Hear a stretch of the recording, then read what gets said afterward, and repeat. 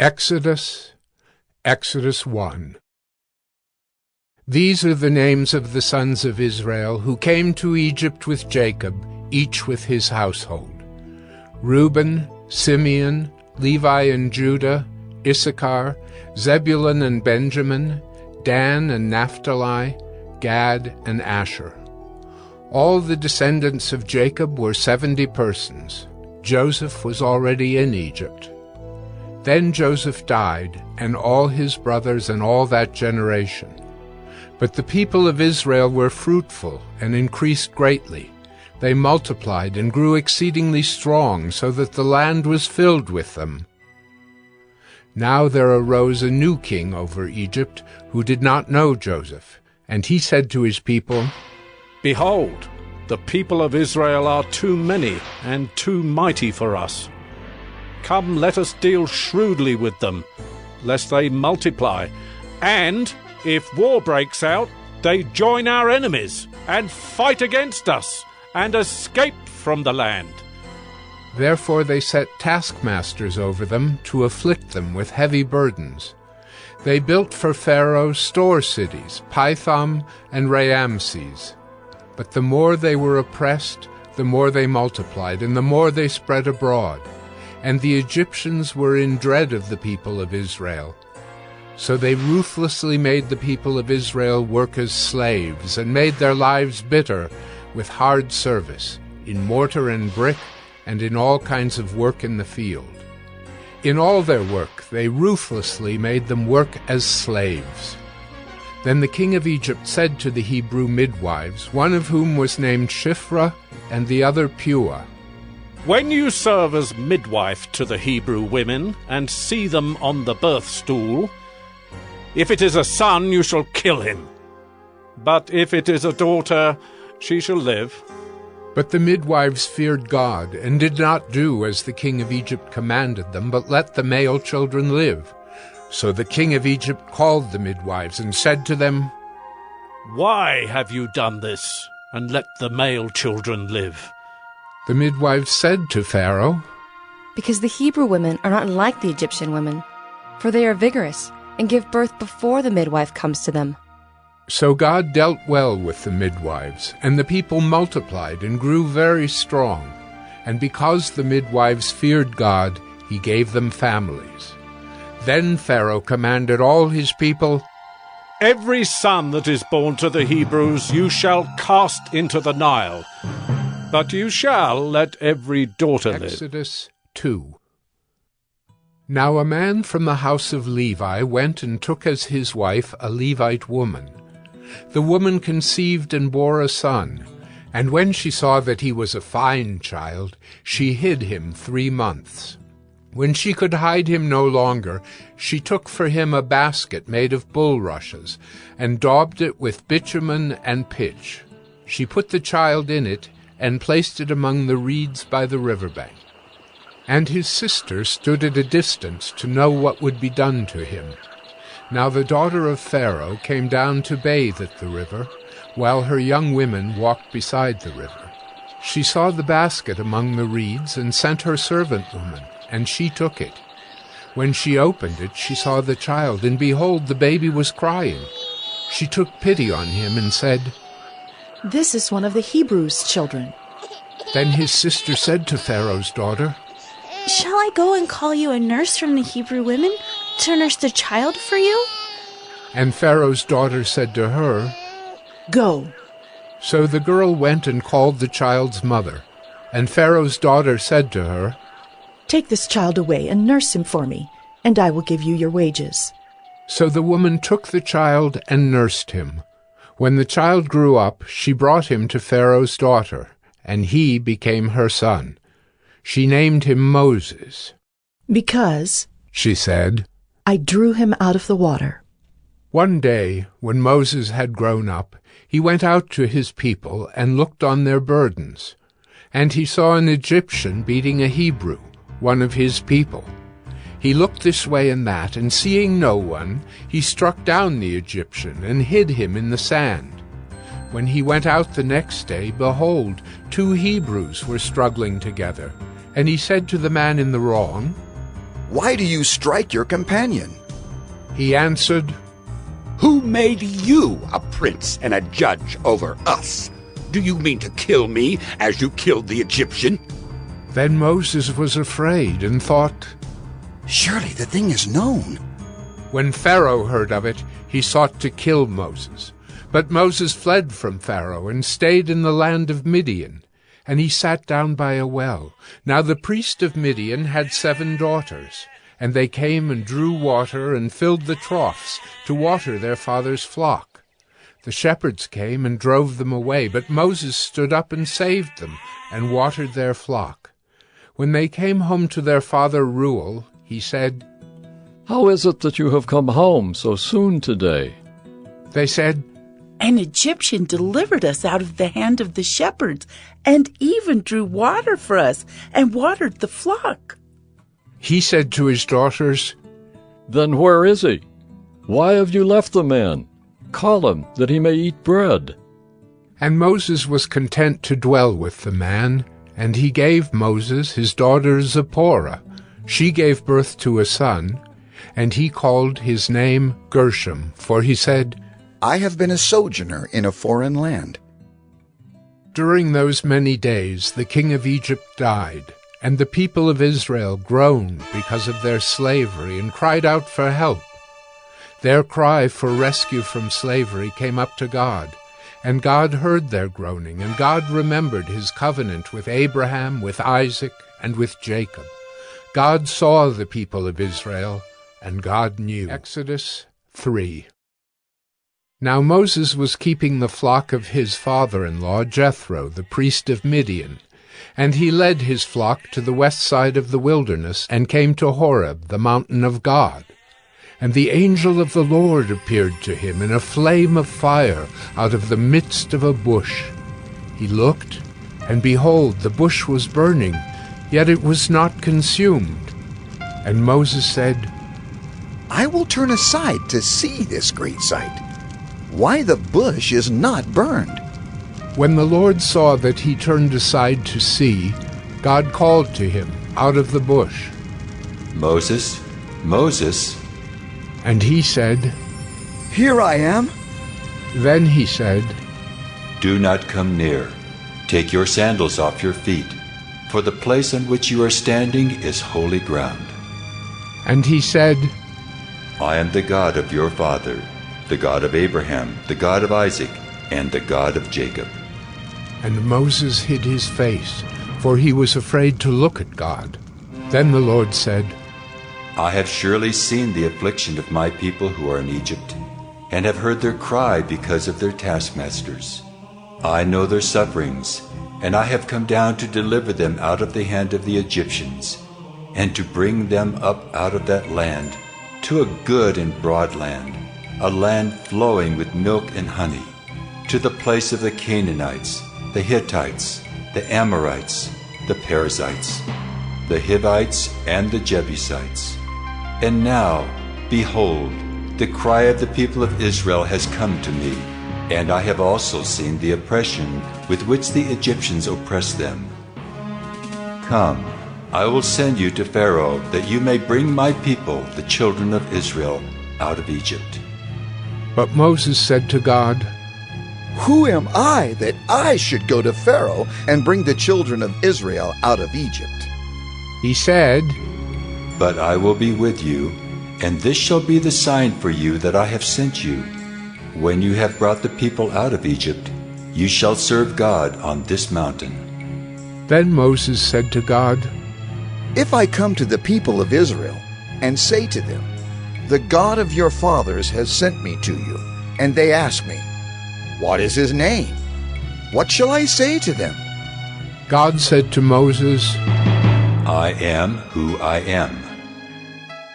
And he said, "Say this to the people of Israel, I am has sent me to you."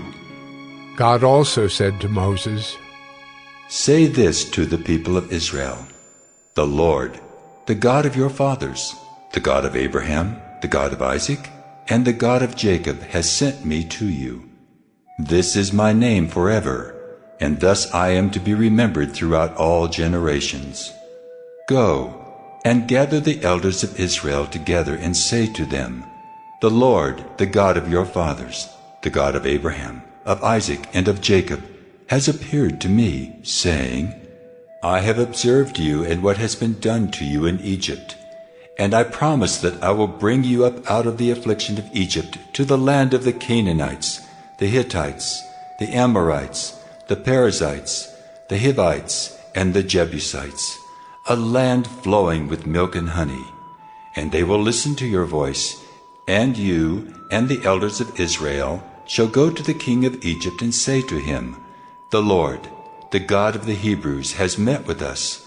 And now, please let us go a 3 days' journey into the wilderness, that we may sacrifice to the Lord our God. But I know that the king of Egypt will not let you go unless compelled by a mighty hand. So I will stretch out my hand and strike Egypt with all the wonders that I will do in it. After that he will let you go. And I will give this people favor in the sight of the Egyptians. And when you go, you shall not go empty. But each woman shall ask of her neighbor and any woman who lives in her house for silver and gold jewelry and for clothing. You shall put them on your sons and on your daughters. So you shall plunder the Egyptians. Exodus 4. Then Moses answered, But behold, they will not believe me or listen to my voice, for they will say, The Lord did not appear to you. The Lord said to him, What is that in your hand? He said, A staff? And he said, Throw it on the ground. So he threw it on the ground, and it became a serpent, and Moses ran from it.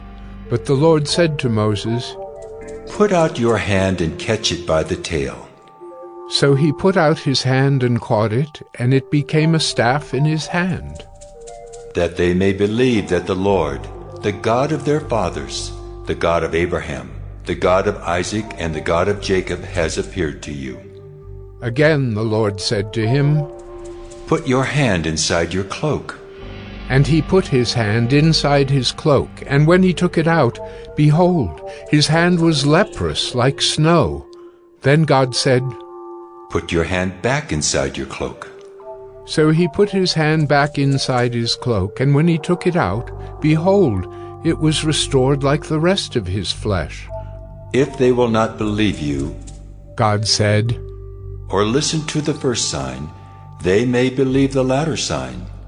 If they will not believe even these 2 signs or listen to your voice, you shall take some water from the Nile and pour it on the dry ground, and the water that you shall take from the Nile will become blood on the dry ground. But Moses said to the Lord, Oh, my Lord, I am not eloquent, either in the past or since you have spoken to your servant, but I am slow of speech and of tongue. Then the Lord said to him, Who has made man's mouth? Who makes him mute or deaf, or seeing or blind? Is it not I, the Lord? Now therefore go, and I will be with your mouth and teach you what you shall speak. But he said, Oh, my Lord, please, send someone else. Then the anger of the Lord was kindled against Moses, and he said, Is there not Aaron your brother the Levite? I know that he can speak well. Behold, he is coming out to meet you, and when he sees you, he will be glad in his heart. You shall speak to him and put the words in his mouth, and I will be with your mouth and with his mouth, and will teach you both what to do. He shall speak for you to the people, and he shall be your mouth, and you shall be as God to him. And take in your hand the staff with which you shall do the signs. Moses went back to Jethro, his father-in-law, and said to him, Please, let me go back to my brothers in Egypt, to see whether they are still alive. And Jethro said to Moses, Go in peace. And the Lord said to Moses in Midian, Go back to Egypt, for all the men who were seeking your life are dead. So Moses took his wife and his sons, and had them ride on a donkey, and went back to the land of Egypt.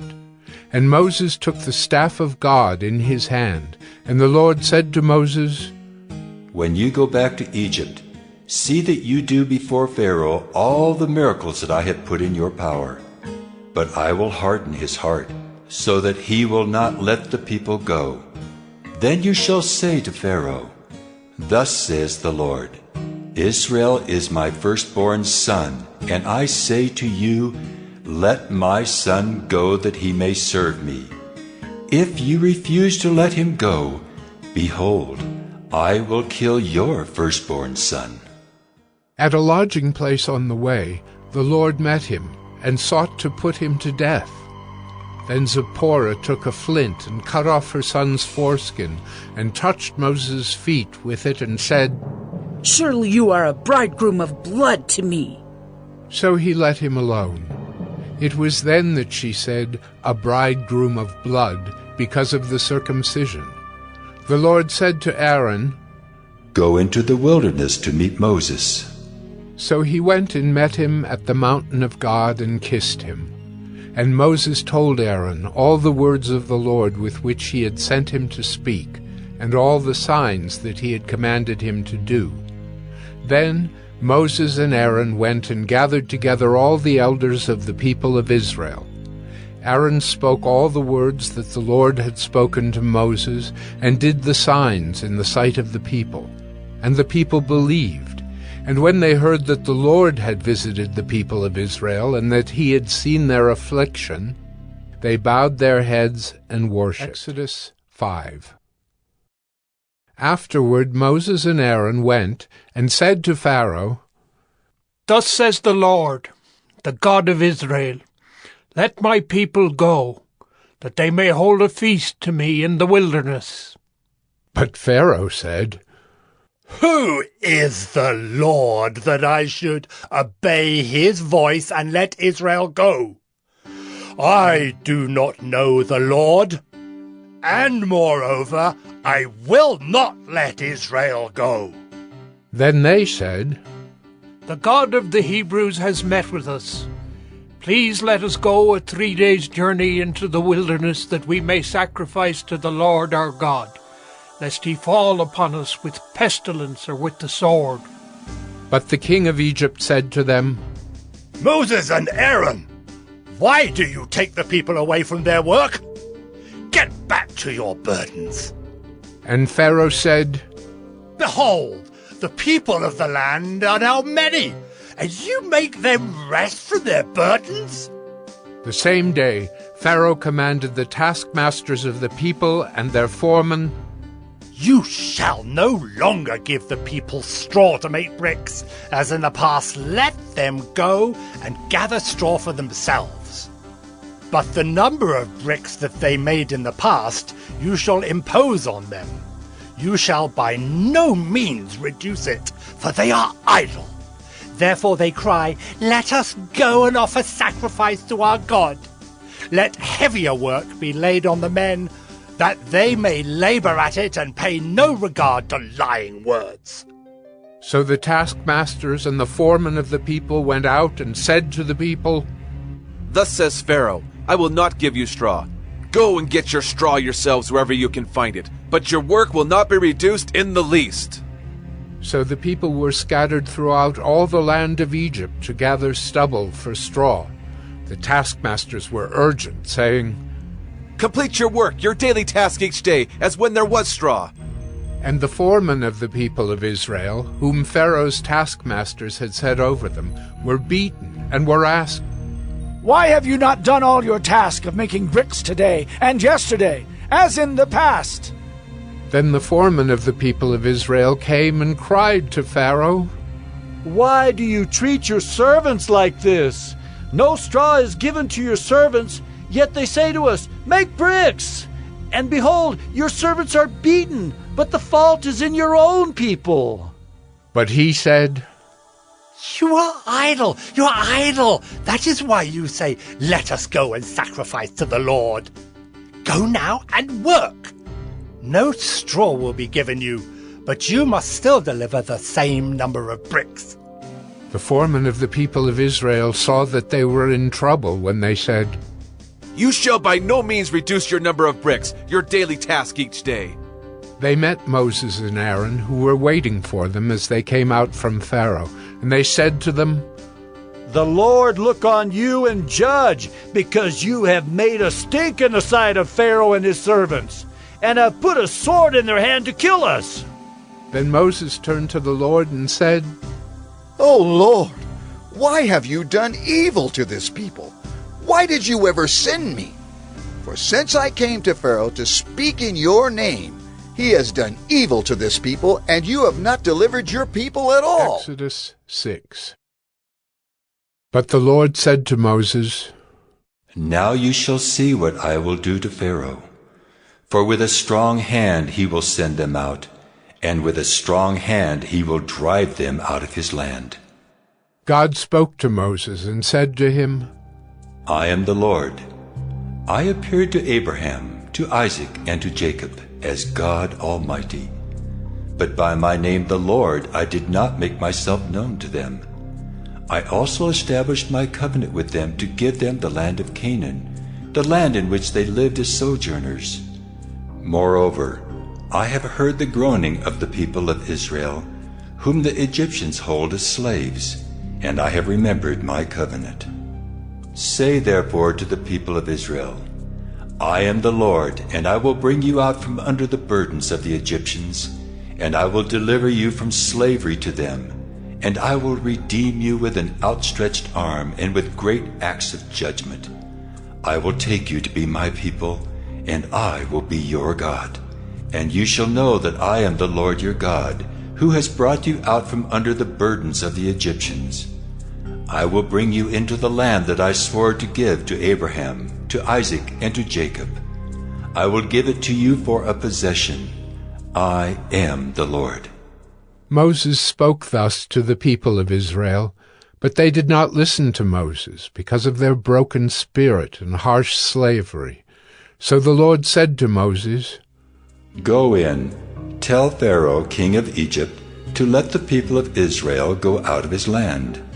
But Moses said to the Lord, "Behold, the people of Israel have not listened to me. How then shall Pharaoh listen to me? For I am of uncircumcised lips." But the Lord spoke to Moses and Aaron and gave them a charge about the people of Israel and about Pharaoh, king of Egypt, to bring the people of Israel out of the land of Egypt. These are the heads of their fathers' houses, the sons of Reuben, the firstborn of Israel: Hanoch, Palu, Hezron, and Carmi. These are the clans of Reuben. The sons of Simeon: Jemuel, Jamin, Ohad, Jachin, Zohar, and Shaul the son of a Canaanite woman. These are the clans of Simeon.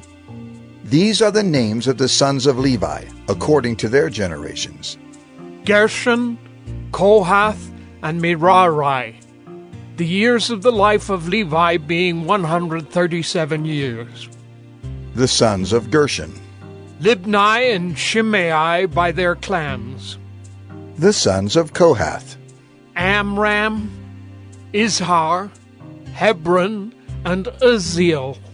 The years of the life of Kohath being 133 years. The sons of Merari: Malai and Mushai. These are the clans of the Levites according to their generations.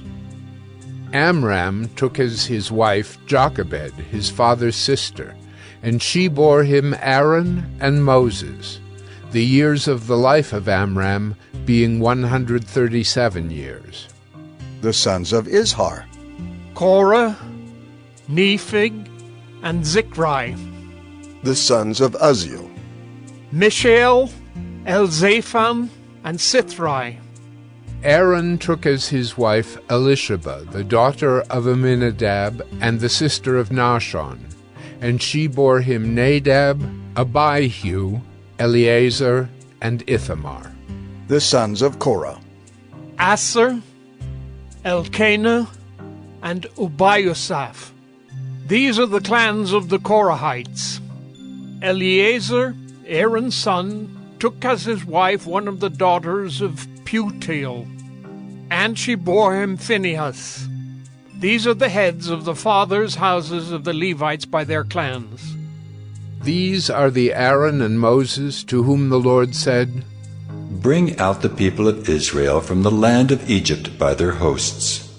It was they who spoke to Pharaoh, king of Egypt, about bringing out the people of Israel from Egypt, this Moses and this Aaron. On the day when the Lord spoke to Moses in the land of Egypt, the Lord said to Moses, I am the Lord. Tell Pharaoh, king of Egypt, all that I say to you. But Moses said to the Lord, Behold, I am of uncircumcised lips. How will Pharaoh listen to me? Exodus 7. And the Lord said to Moses, See, I have made you like God to Pharaoh, and your brother Aaron shall be your prophet. You shall speak all that I command you, and your brother Aaron shall tell Pharaoh to let the people of Israel go out of his land. But I will harden Pharaoh's heart, and though I multiply my signs and wonders in the land of Egypt, Pharaoh will not listen to you. Then I will lay my hand on Egypt and bring my hosts, my people, the children of Israel, out of the land of Egypt by great acts of judgment. The Egyptians shall know that I am the Lord when I stretch out my hand against Egypt and bring out the people of Israel from among them. Moses and Aaron did so. They did just as the Lord commanded them. Now Moses was 80 years old, and Aaron 83 years old when they spoke to Pharaoh. Then the Lord said to Moses and Aaron, When Pharaoh says to you, Prove yourselves by working a miracle, then you shall say to Aaron, Take your staff and cast it down before Pharaoh, that it may become a serpent.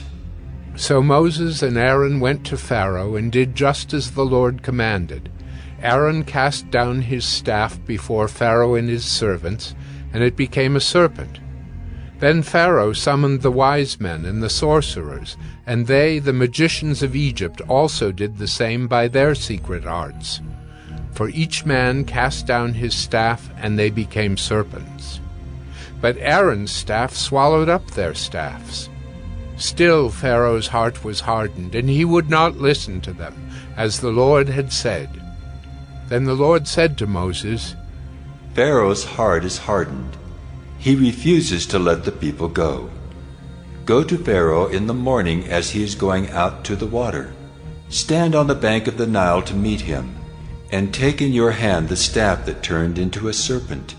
And you shall say to him, The Lord, the God of the Hebrews, sent me to you, saying, Let my people go, that they may serve me in the wilderness. But so far you have not obeyed. Thus says the Lord, By this you shall know that I am the Lord. Behold, with the staff that is in my hand, I will strike the water that is in the Nile, and it shall turn into blood. The fish in the Nile shall die, and the Nile will stink, and the Egyptians will grow weary of drinking water from the Nile. And the Lord said to Moses, Say to Aaron, Take your staff and stretch out your hand over the waters of Egypt, over their rivers, their canals, and their ponds, and all their pools of water, so that they may become blood. And there shall be blood throughout all the land of Egypt, even in vessels of wood and in vessels of stone. Moses and Aaron did as the Lord commanded. In the sight of Pharaoh and in the sight of his servants, he lifted up the staff and struck the water in the Nile, and all the water in the Nile turned into blood. And the fish in the Nile died, and the Nile stank, so that the Egyptians could not drink water from the Nile. There was blood throughout all the land of Egypt. But the magicians of Egypt did the same by their secret arts. So Pharaoh's heart remained hardened, and he would not listen to them as the Lord had said. Pharaoh turned and went into his house, and he did not take even this to heart. And all the Egyptians dug along the Nile for water to drink, for they could not drink the water of the Nile. 7 full days passed after the Lord had struck the Nile. Exodus 8. Then the Lord said to Moses, Go into Pharaoh and say to him, Thus says the Lord, Let my people go, that they may serve me. But if you refuse to let them go, behold, I will plague all your country with frogs. The Nile shall swarm with frogs that shall come up into your house, and into your bedroom, and on your bed, and into the houses of your servants and your people, and into your ovens and your kneading bowls. The frogs shall come up on you, and on your people, and on all your servants. And the Lord said to Moses, Say to Aaron, Stretch out your hand with your staff over the rivers, over the canals and over the pools, and make frogs come up on the land of Egypt. So Aaron stretched out his hand over the waters of Egypt, and the frogs came up and covered the land of Egypt. But the magicians did the same by their secret arts, and made frogs come up on the land of Egypt. Then Pharaoh called Moses and Aaron and said, Plead with the Lord to take away the frogs from me and from my people, and I will let the people go to sacrifice to the Lord. Moses said to Pharaoh, Be pleased to command me when I am to plead for you, and for your servants, and for your people, that the frogs be cut off from you and your houses, and be left only in the Nile. And he said, Tomorrow. Moses said, Be it as you say, so that you may know that there is no one like the Lord our God. The frogs shall go away from you, and your houses, and your servants, and your people. They shall be left only in the Nile. So Moses and Aaron went out from Pharaoh, and Moses cried to the Lord about the frogs as he had agreed with Pharaoh. And the Lord did according to the word of Moses. The frogs died out in the houses, the courtyards, and the fields. And they gathered them together in heaps, and the land stank. But when Pharaoh saw that there was a respite, he hardened his heart, and would not listen to them, as the Lord had said. Then the Lord said to Moses, Say to Aaron, Stretch out your staff and strike the dust of the earth, so that it may become gnats in all the land of Egypt. And they did so. Aaron stretched out his hand with his staff, and struck the dust of the earth. And there were gnats on man and beast. All the dust of the earth became gnats in all the land of Egypt. The magicians tried by their secret arts to produce gnats, but they could not. So there were gnats on man and beast. Then the magicians said to Pharaoh, This is the finger of God. But Pharaoh's heart was hardened, and he would not listen to them, as the Lord had said. Then the Lord said to Moses, Rise up early in the morning, and present yourself to Pharaoh, as he goes out to the water, and say to him, Thus says the Lord, Let my people go, that they may serve me. Or else, if you will not let my people go, behold, I will send swarms of flies on you and your servants and your people, and into your houses.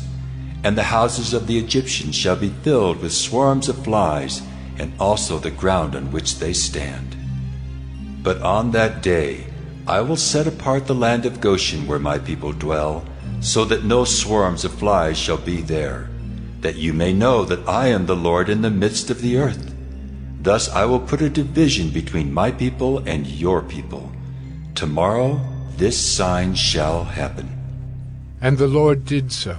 There came great swarms of flies into the house of Pharaoh and into his servants' houses.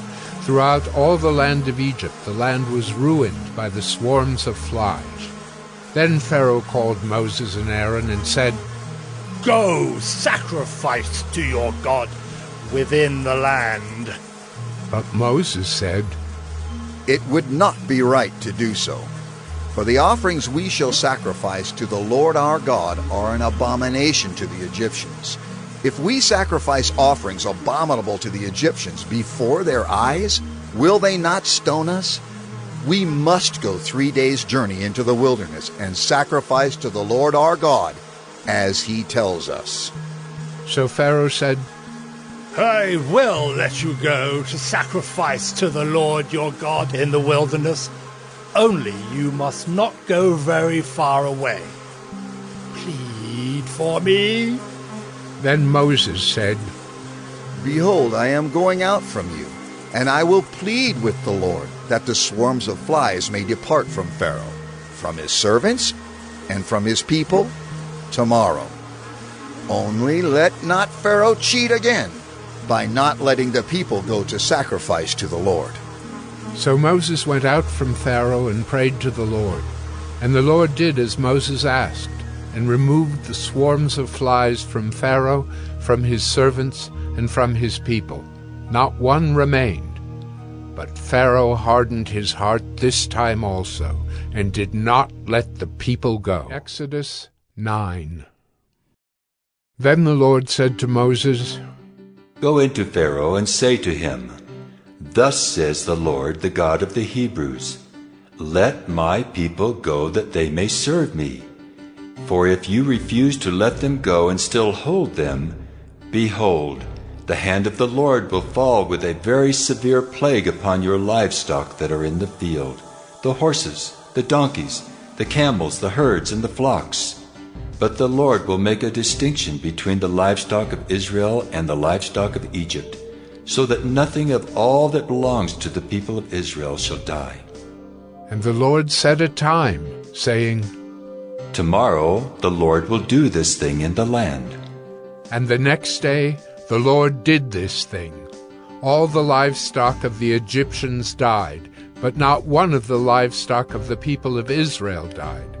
And Pharaoh sent, and behold, not one of the livestock of Israel was dead. But the heart of Pharaoh was hardened, and he did not let the people go. And the Lord said to Moses and Aaron, "Take handfuls of soot from the kiln, and let Moses throw them in the air in the sight of Pharaoh. It shall become fine dust over all the land of Egypt, and become boils breaking out in sores on man and beast throughout all the land of Egypt." So they took soot from the kiln, and stood before Pharaoh. And Moses threw it in the air, and it became boils, breaking out in sores on man and beast. And the magicians could not stand before Moses because of the boils, for the boils came upon the magicians and upon all the Egyptians. But the Lord hardened the heart of Pharaoh, and he did not listen to them, as the Lord had spoken to Moses. Then the Lord said to Moses, "Rise up early in the morning and present yourself before Pharaoh and say to him, 'Thus says the Lord, the God of the Hebrews, Let my people go that they may serve me. For this time I will send all my plagues on you yourself, and on your servants and your people, so that you may know that there is none like me in all the earth. For by now I could have put out my hand and struck you and your people with pestilence, and you would have been cut off from the earth. But for this purpose I have raised you up, to show you my power, so that my name may be proclaimed in all the earth. You are still exalting yourself against my people and will not let them go. Behold, about this time tomorrow I will cause very heavy hail to fall, such as never has been in Egypt from the day it was founded until now. Now therefore, send, get your livestock and all that you have in the field into safe shelter. For every man and beast that is in the field and is not brought home will die when the hail falls on them. Then whoever feared the word of the Lord among the servants of Pharaoh hurried his slaves and his livestock into the houses. But whoever did not pay attention to the word of the Lord left his slaves and his livestock in the field. Then the Lord said to Moses, Stretch out your hand toward heaven, so that there may be hail in all the land of Egypt, on man and beast, and every plant of the field in the land of Egypt. Then Moses stretched out his staff toward heaven, and the Lord sent thunder and hail, and fire ran down to the earth. And the Lord rained hail upon the land of Egypt. There was hail and fire flashing continually in the midst of the hail, very heavy hail, such as had never been in all the land of Egypt since it became a nation. The hail struck down everything that was in the field, in all the land of Egypt, both man and beast. And the hail struck down every plant of the field, and broke every tree of the field. Only in the land of Goshen, Where the people of Israel were, was there no hail. Then Pharaoh sent and called Moses and Aaron and said to them, This time I have sinned. The Lord is in the right, and I and my people are in the wrong. Plead with the Lord, for there has been enough of God's thunder and hail. I will let you go, and you shall stay no longer. Moses said to him, As soon as I have gone out of the city, I will stretch out my hands to the Lord. The thunder will cease, and there will be no more hail, so that you may know that the earth is the Lord's. But as for you and your servants, I know that you do not yet fear the Lord God. The flax and the barley were struck down, for the barley was in the ear, and the flax was in bud. But the wheat and the emmer were not struck down, for they are late in coming up. So Moses went out of the city from Pharaoh, and stretched out his hands to the Lord, and the thunder and the hail ceased, and the rain no longer poured upon the earth. But when Pharaoh saw that the rain and the hail and the thunder had ceased, he sinned yet again and hardened his heart, he and his servants. So the heart of Pharaoh was hardened, and he did not let the people of Israel go, just as the Lord had spoken through Moses. Exodus 10. Then the Lord said to Moses, Go into Pharaoh, for I have hardened his heart and the heart of his servants, that I may show these signs of mine among them, and that you may tell in the hearing of your son and of your grandson how I have dealt harshly with the Egyptians, and what signs I have done among them, that you may know that I am the Lord. So Moses and Aaron went into Pharaoh and said to him, Thus says the Lord, the God of the Hebrews, How long will you refuse to humble yourself before me? Let my people go, that they may serve me. For if you refuse to let my people go, behold, tomorrow I will bring locusts into your country, and they shall cover the face of the land, so that no one can see the land. And they shall eat what is left to you after the hail, and they shall eat every tree of yours that grows in the field. And they shall fill your houses, and the houses of all your servants, and of all the Egyptians, as neither your fathers nor your grandfathers have seen, from the day they came on earth to this day. Then he turned and went out from Pharaoh. Then Pharaoh's servant said to him, How long shall this man be a snare to us? Let the men go, that they may serve the Lord their God. Do you not yet understand that Egypt is ruined? So Moses and Aaron were brought back to Pharaoh, and he said to them, Go serve the Lord your God. But which ones are to go? Moses said, We will go with our young and our old. We will go with our sons and daughters, and with our flocks and herds, for we must hold a feast to the Lord. But he said to them, The Lord be with you if ever I let you and your little ones go. Look, you have some evil purpose in mind. No. Go, the men among you, and serve the Lord, for that is what you are asking. And they were driven out from Pharaoh's presence. Then the Lord said to Moses, Stretch out your hand over the land of Egypt for the locusts, so that they may come upon the land of Egypt, and eat every plant in the land, all that the hail has left. So Moses stretched out his staff over the land of Egypt, and the Lord brought an east wind upon the land all that day and all that night. When it was morning, the east wind had brought the locusts. The locusts came up over all the land of Egypt, and settled on the whole country of Egypt, such a dense swarm of locusts as had never been before, nor ever will be again. They covered the face of the whole land, so that the land was darkened, and they ate all the plants in the land and all the fruit of the trees that the hail had left. Not a green thing remained, neither tree nor plant of the field, through all the land of Egypt. Then Pharaoh hastily called Moses and Aaron and said, I have sinned against the Lord your God and against you. Now therefore, Forgive my sin, please, only this once, and plead with the Lord your God only to remove this death from me." So he went out from Pharaoh and pleaded with the Lord.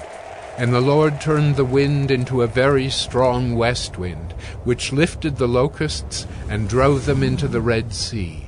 Not a single locust was left in all the country of Egypt. But the Lord hardened Pharaoh's heart, and he did not let the people of Israel go. Then the Lord said to Moses, "Stretch out your hand toward heaven, that there may be darkness over the land of Egypt, a darkness to be felt." So Moses stretched out his hand toward heaven, and there was pitch darkness in all the land of Egypt 3 days. They did not see one another, nor did anyone rise from his place for 3 days. But all the people of Israel had light where they lived. Then Pharaoh called Moses and said, "Go serve the Lord. Your little ones also may go with you, only let your flocks and your herds remain behind." But Moses said, "You must also let us have sacrifices and burnt offerings, that we may sacrifice to the Lord our God. Our livestock also must go with us. Not a hoof shall be left behind, for we must take of them to serve the Lord our God. And we do not know with what we must serve the Lord until we arrive there." But the Lord hardened Pharaoh's heart, and he would not let them go. Then Pharaoh said to him, "Get away from me! Take care never to see my face again, for on the day you see my face you shall die." Moses said, "As you say, I will not see your face again." Exodus 11. The Lord said to Moses, "Yet one plague more I will bring upon Pharaoh and upon Egypt. Afterward he will let you go from here. When he lets you go, he will drive you away completely. Speak now in the hearing of the people, that they ask every man of his neighbor and every woman of her neighbor for silver and gold jewelry." And the Lord gave the people favor in the sight of the Egyptians. Moreover, the man Moses was very great in the land of Egypt, in the sight of Pharaoh's servants, and in the sight of the people. So Moses said, "Thus says the Lord, about midnight I will go out in the midst of Egypt, and every firstborn in the land of Egypt shall die, from the firstborn of Pharaoh who sits on his throne, even to the firstborn of the slave girl who is behind the handmill, and all the firstborn of the cattle.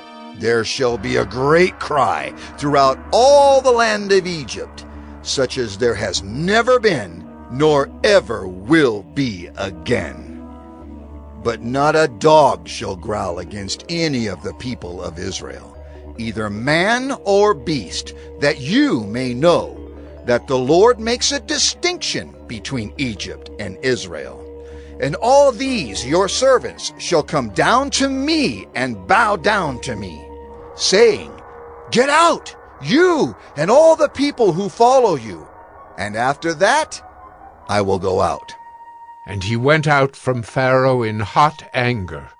Then the Lord said to Moses, "Pharaoh will not listen to you, that my wonders may be multiplied in the land of Egypt."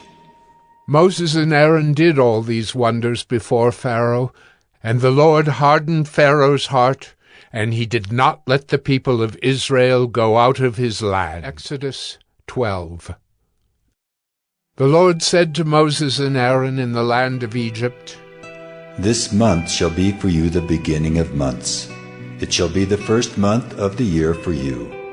Tell all the congregation of Israel that on the 10th day of this month every man shall take a lamb according to their fathers' houses, a lamb for a household. And if the household is too small for a lamb, then he and his nearest neighbor shall take according to the number of persons. According to what each can eat, you shall make your count for the lamb. Your lamb shall be without blemish, a male a year old. You may take it from the sheep or from the goats, and you shall keep it until the 14th day of this month, when the whole assembly of the congregation of Israel shall kill their lambs at twilight. Then they shall take some of the blood and put it on the 2 doorposts and the lintel of the houses in which they eat it. They shall eat the flesh that night, roasted on the fire. With unleavened bread and bitter herbs they shall eat it. Do not eat any of it raw or boiled in water, but roasted, its head with its legs and its inner parts. And you shall let none of it remain until the morning. Anything that remains until the morning you shall burn. In this manner you shall eat it, with your belt fastened, your sandals on your feet, and your staff in your hand. And you shall eat it in haste. It is the Lord's Passover. For I will pass through the land of Egypt that night, and I will strike all the firstborn in the land of Egypt, both man and beast. And on all the gods of Egypt I will execute judgments. I am the Lord. The blood shall be a sign for you on the houses where you are.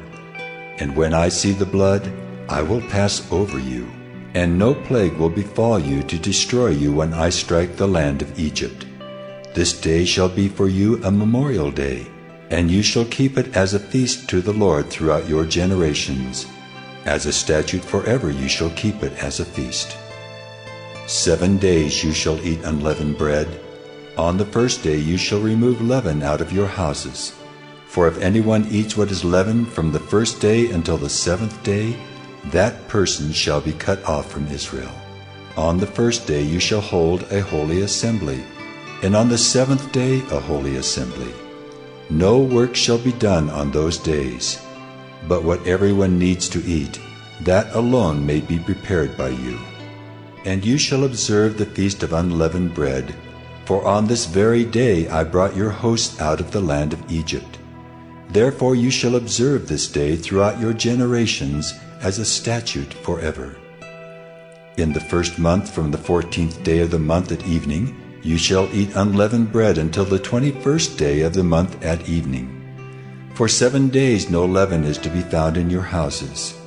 If anyone eats what is leavened, that person will be cut off from the congregation of Israel, whether he is a sojourner or a native of the land. You shall eat nothing leavened. In all your dwelling places you shall eat unleavened bread. Then Moses called all the elders of Israel and said to them, Go and select lambs for yourselves, according to your clans, and kill the Passover lamb. Take a bunch of hyssop and dip it in the blood that is in the basin, and touch the lintel and the 2 doorposts with the blood that is in the basin. None of you shall go out of the door of his house until the morning. For the Lord will pass through to strike the Egyptians, and when he sees the blood on the lintel and on the 2 doorposts, the Lord will pass over the door and will not allow the destroyer to enter your houses to strike you. You shall observe this rite as a statute for you and for your sons forever. And when you come to the land that the Lord will give you, as he has promised, you shall keep this service. And when your children say to you, What do you mean by this service?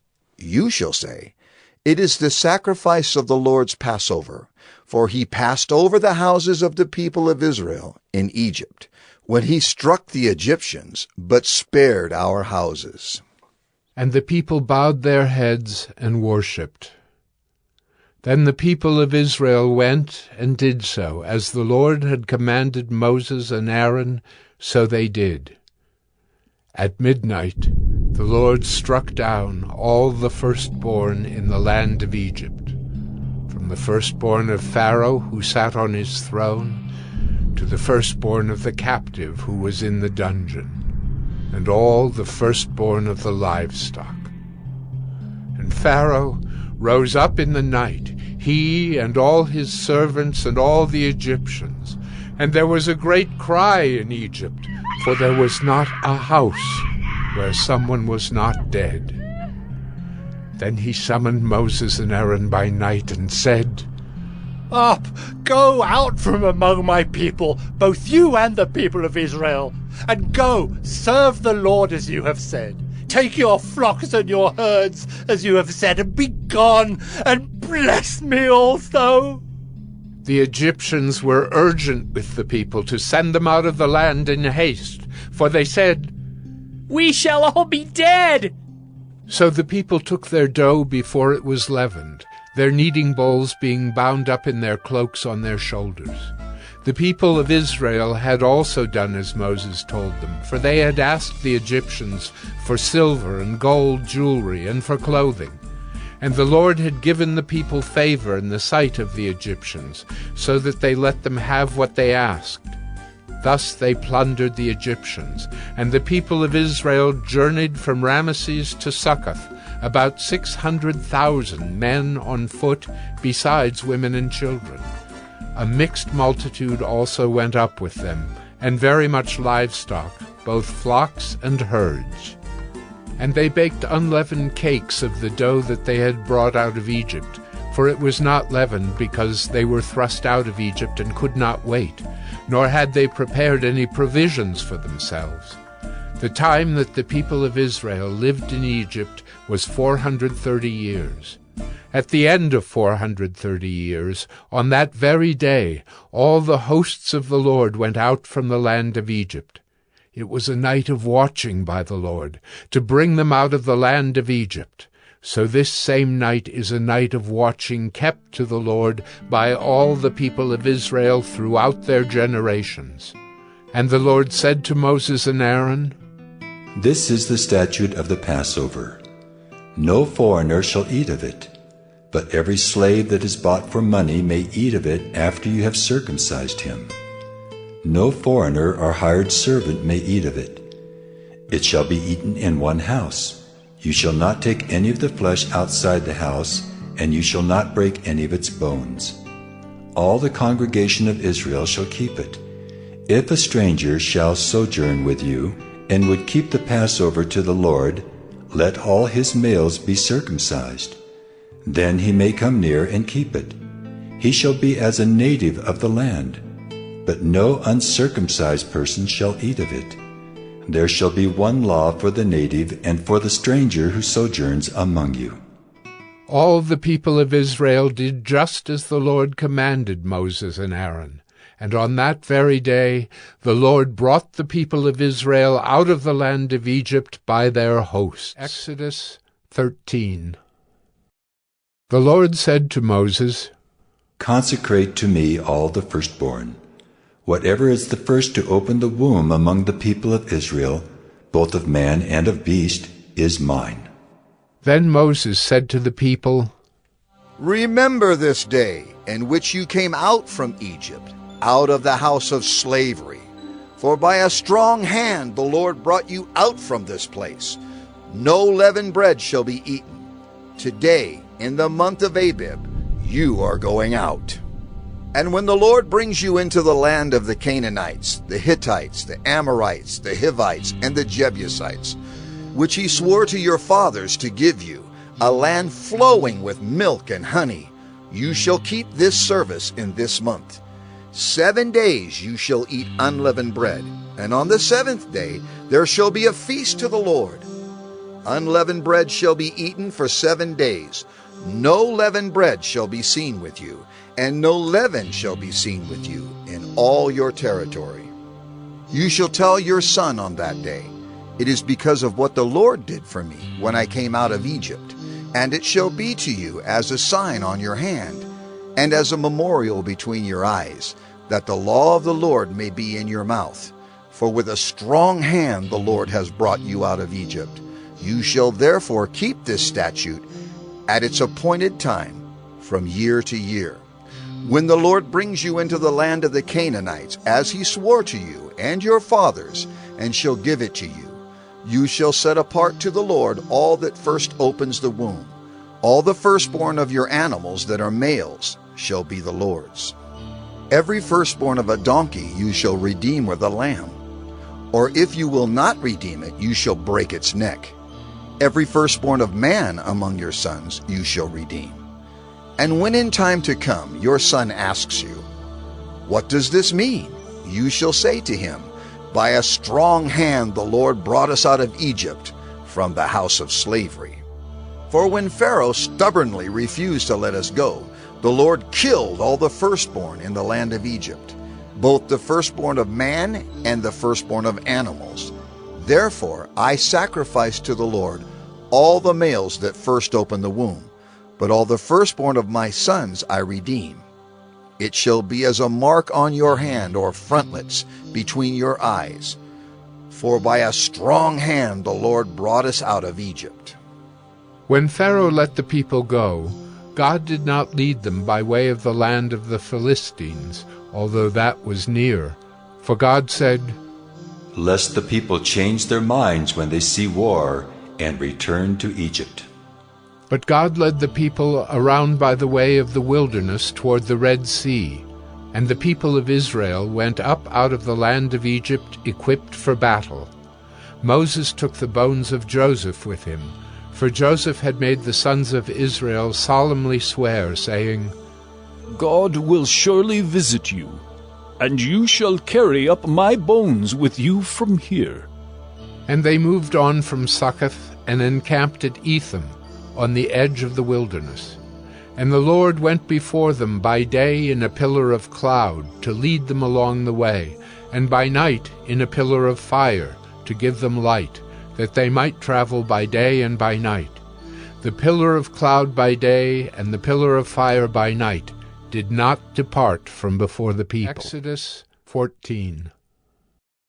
Then the Lord said to Moses, "Tell the people of Israel to turn back and encamp in front of Pi-hahiroth, between Migdol and the sea, in front of Baal-zephon. You shall encamp facing it by the sea. For Pharaoh will say of the people of Israel, They are wandering in the land, the wilderness has shut them in. And I will harden Pharaoh's heart, and he will pursue them, and I will get glory over Pharaoh and all his host. And the Egyptians shall know that I am the Lord." And they did so. When the king of Egypt was told that the people had fled, the mind of Pharaoh and his servants was changed toward the people. And they said, "What is this we have done, that we have let Israel go from serving us?" So he made ready his chariot, and took his army with him, and took 600 chosen chariots, and all the other chariots of Egypt, with officers over all of them. And the Lord hardened the heart of Pharaoh, king of Egypt, and he pursued the people of Israel, while the people of Israel were going out defiantly. The Egyptians pursued them, all Pharaoh's horses and chariots, and his horsemen and his army, and overtook them, and camped at the sea, by Pi-hahiroth, in front of Baal-zephon. When Pharaoh drew near, the people of Israel lifted up their eyes, and behold, the Egyptians were marching after them, and they feared greatly. And the people of Israel cried out to the Lord. They said to Moses, "Is it because there are no graves in Egypt that you have taken us away to die in the wilderness? What have you done to us in bringing us out of Egypt? Is not this what we said to you in Egypt? Leave us alone, that we may serve the Egyptians. For it would have been better for us to serve the Egyptians than to die in the wilderness." And Moses said to the people, "Fear not, stand firm, and see the salvation of the Lord, which he will work for you today. For the Egyptians whom you see today, you shall never see again. The Lord will fight for you, and you have only to be silent." The Lord said to Moses, "Why do you cry to me? Tell the people of Israel to go forward. Lift up your staff and stretch out your hand over the sea and divide it, that the people of Israel may go through the sea on dry ground. And I will harden the hearts of the Egyptians so that they shall go in after them. And I will get glory over Pharaoh and all his host, his chariots and his horsemen. And the Egyptians shall know that I am the Lord when I have gotten glory over Pharaoh, his chariots and his horsemen." Then the angel of God, who was going before the host of Israel, moved and went behind them. And the pillar of cloud moved from before them and stood behind them, coming between the host of Egypt and the host of Israel. And there was the cloud and the darkness, and it lit up the night, without one coming near the other all night. Then Moses stretched out his hand over the sea, and the Lord drove the sea back by a strong east wind all night, and made the sea dry land, and the waters were divided. And the people of Israel went into the midst of the sea on dry ground, the waters being a wall to them on their right hand and on their left. The Egyptians pursued, and went in after them into the midst of the sea, all Pharaoh's horses, his chariots, and his horsemen. And in the morning watch the Lord in the pillar of fire and of cloud looked down on the Egyptian forces, and threw the Egyptian forces into a panic, clogging their chariot wheels so that they drove heavily. And the Egyptians said, "Let us flee from before Israel, for the Lord fights for them against the Egyptians." Then the Lord said to Moses, "Stretch out your hand over the sea, that the water may come back upon the Egyptians, upon their chariots, and upon their horsemen." So Moses stretched out his hand over the sea, and the sea returned to its normal course when the morning appeared. And as the Egyptians fled into it, the Lord threw the Egyptians into the midst of the sea. The waters returned and covered the chariots and the horsemen. Of all the host of Pharaoh that had followed them into the sea, not one of them remained. But the people of Israel walked on dry ground through the sea, the waters being a wall to them on their right hand and on their left. Thus the Lord saved Israel that day from the hand of the Egyptians, and Israel saw the Egyptians dead on the seashore. Israel saw the great power that the Lord used against the Egyptians. So the people feared the Lord, and they believed in the Lord and in his servant Moses. Exodus 15. Then Moses and the people of Israel sang this song to the Lord, saying, I will sing to the Lord, for he has triumphed gloriously. The horse and his rider he has thrown into the sea. The Lord is my strength and my song, and he has become my salvation. This is my God, and I will praise him, my father's God, and I will exalt him. The Lord is a man of war. The Lord is his name. Pharaoh's chariots and his host he cast into the sea, and his chosen officers were sunk in the Red Sea.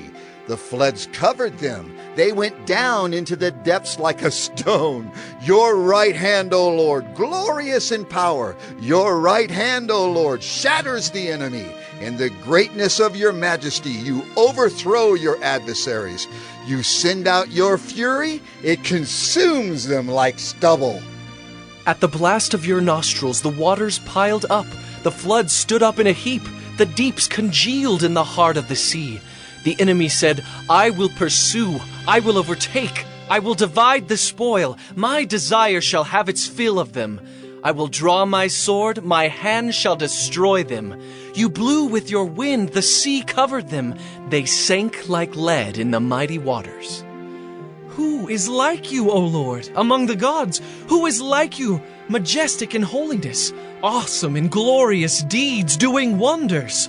You stretched out your right hand, the earth swallowed them. You have led in your steadfast love the people whom you have redeemed. You have guided them by your strength to your holy abode. The peoples have heard, they tremble. Pangs have seized the inhabitants of Philistia. Now are the chiefs of Edom dismayed. Trembling seizes the leaders of Moab. All the inhabitants of Canaan have melted away. Terror and dread fall upon them. Because of the greatness of your arm, they are still as a stone. Till your people, O Lord, pass by, till the people pass by whom you have purchased. You will bring them in and plant them on your own mountain, the place, O Lord, which you have made for your abode, the sanctuary, O Lord, which your hands have established. The Lord will reign forever and ever. For when the horses of Pharaoh with his chariots and his horsemen went into the sea, the Lord brought back the waters of the sea upon them. But the people of Israel walked on dry ground in the midst of the sea. Then Miriam the prophetess, the sister of Aaron, took a tambourine in her hand, and all the women went out after her with tambourines and dancing. And Miriam sang to them, "Sing to the Lord, for he has triumphed gloriously. The horse and his rider he has thrown into the sea." Then Moses made Israel set out from the Red Sea, and they went into the wilderness of Shur. They went 3 days in the wilderness, and found no water. When they came to Marah, they could not drink the water of Marah, because it was bitter, and therefore it was named Marah. And the people grumbled against Moses, saying, "What shall we drink?" And he cried to the Lord, and the Lord showed him a log, and he threw it into the water, and the water became sweet.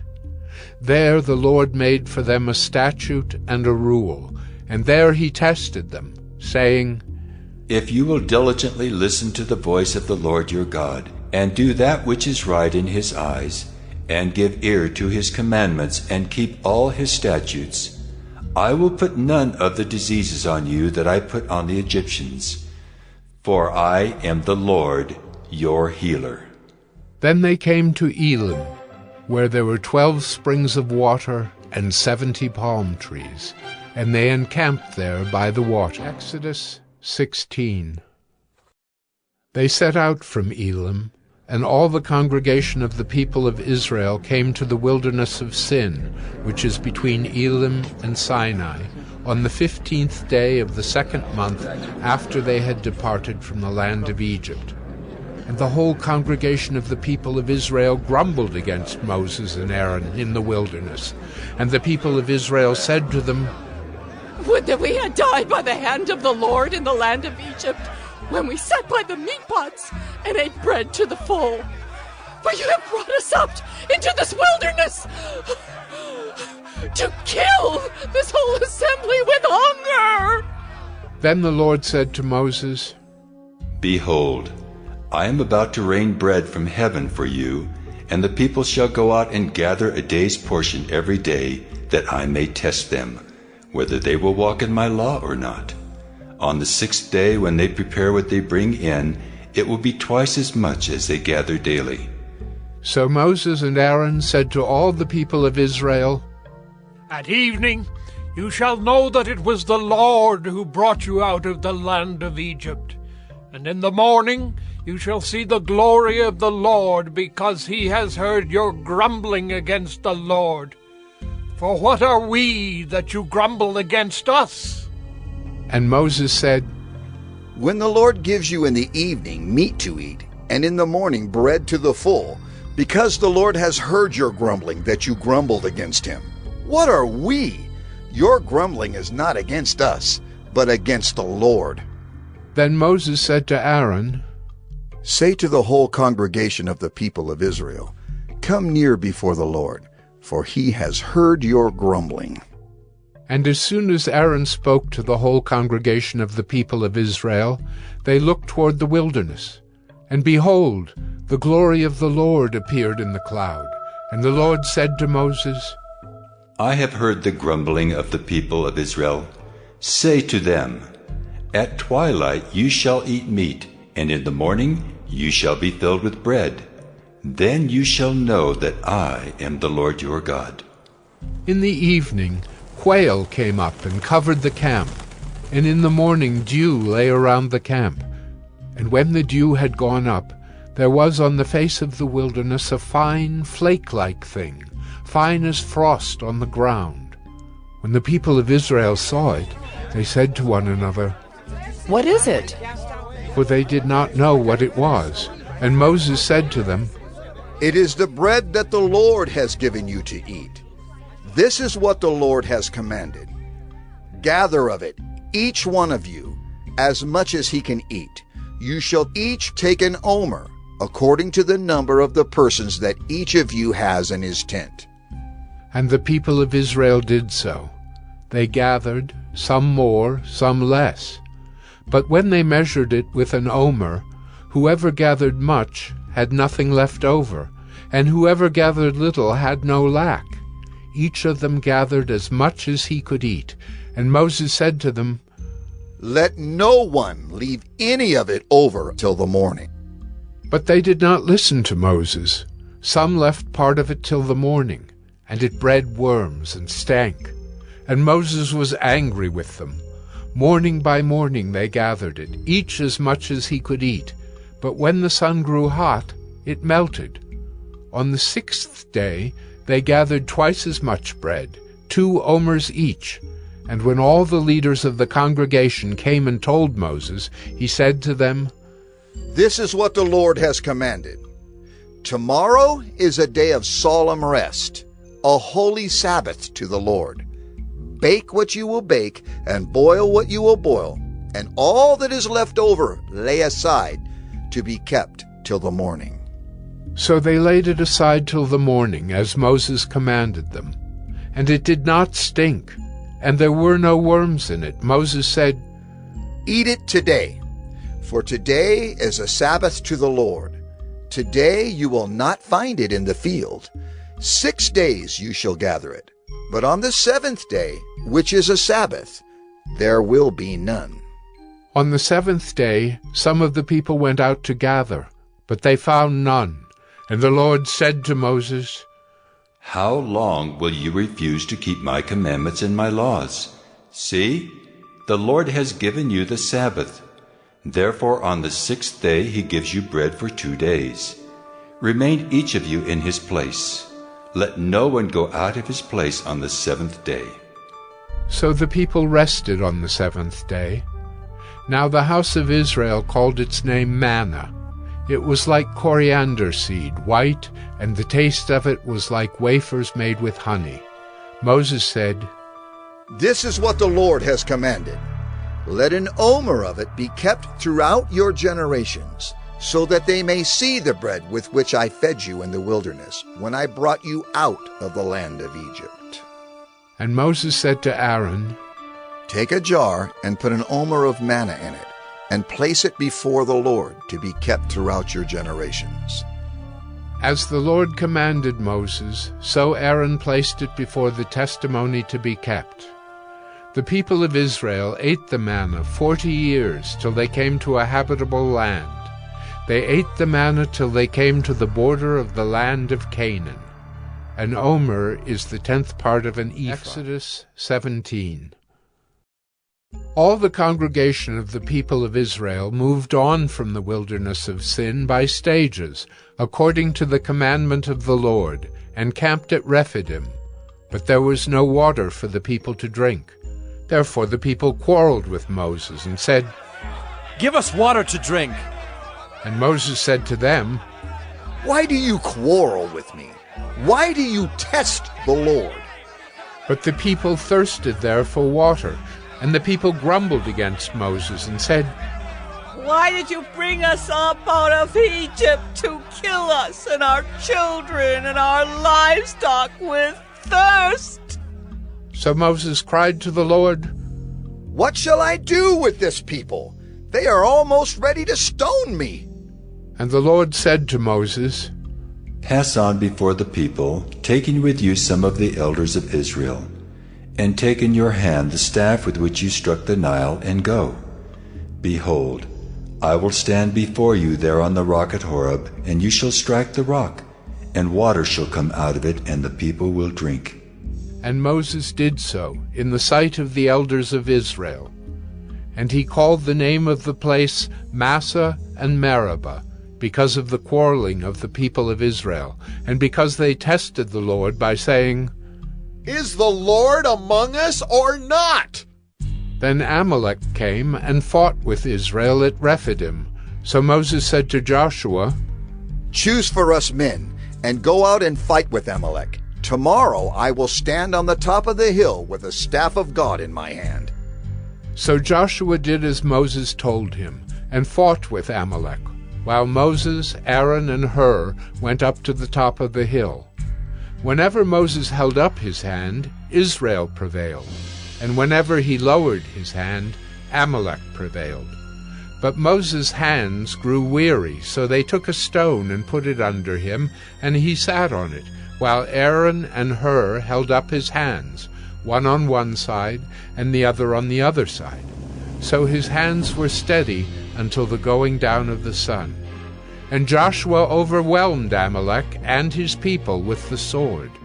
Then the Lord said to Moses, "Write this as a memorial in a book and recite it in the ears of Joshua, that I will utterly blot out the memory of Amalek from under heaven." And Moses built an altar, and called the name of it, "The Lord is my banner," saying, "A hand upon the throne of the Lord. The Lord will have war with Amalek from generation to generation." Exodus 18. Jethro, the priest of Midian, Moses' father-in-law, heard of all that God had done for Moses and for Israel his people, how the Lord had brought Israel out of Egypt. Now Jethro, Moses' father-in-law, had taken Zipporah, Moses' wife, after he had sent her home, along with her 2 sons. The name of the one was Gershom, for he said, "I have been a sojourner in a foreign land." And the name of the other, Eliezer, for he said, "The God of my father was my help, and delivered me from the sword of Pharaoh." Jethro, Moses' father-in-law, came with his sons and his wife to Moses in the wilderness, where he was encamped at the mountain of God. And when he sent word to Moses, "I, your father-in-law Jethro, am coming to you with your wife and her 2 sons with her." Moses went out to meet his father-in-law, and bowed down and kissed him. And they asked each other of their welfare, and went into the tent. Then Moses told his father-in-law all that the Lord had done to Pharaoh and to the Egyptians for Israel's sake, all the hardship that had come upon them in the way, and how the Lord had delivered them. And Jethro rejoiced for all the good that the Lord had done to Israel, in that he had delivered them out of the hand of the Egyptians. Jethro said, "Blessed be the Lord, who has delivered you out of the hand of the Egyptians and out of the hand of Pharaoh, and has delivered the people from under the hand of the Egyptians. Now I know that the Lord is greater than all gods, because in this affair they dealt arrogantly with the people." And Jethro, Moses' father-in-law, brought a burnt offering and sacrifices to God. And Aaron came with all the elders of Israel to eat bread with Moses' father-in-law before God. The next day Moses sat to judge the people, and the people stood around Moses from morning till evening. When Moses' father-in-law saw all that he was doing for the people, he said, "What is this that you are doing for the people? Why do you sit alone, and all the people stand around you from morning till evening?" And Moses said to his father-in-law, "Because the people come to me to inquire of God. When they have a dispute, they come to me, and I decide between one person and another, and I make them know the statutes of God and his laws." Moses' father-in-law said to him, "What you are doing is not good. You and the people with you will certainly wear yourselves out, for the thing is too heavy for you. You are not able to do it alone. Now obey my voice. I will give you advice, and God be with you. You shall represent the people before God, and bring their cases to God. And you shall warn them about the statutes and the laws, and make them know the way in which they must walk, and what they must do. Moreover, look for able men from all the people, men who fear God, who are trustworthy and hate a bribe, and place such men over the people as chiefs of thousands, of hundreds, of 50s, and of 10s, and let them judge the people at all times. Every great matter they shall bring to you, but any small matter they shall decide themselves. So it will be easier for you, and they will bear the burden with you. If you do this, God will direct you.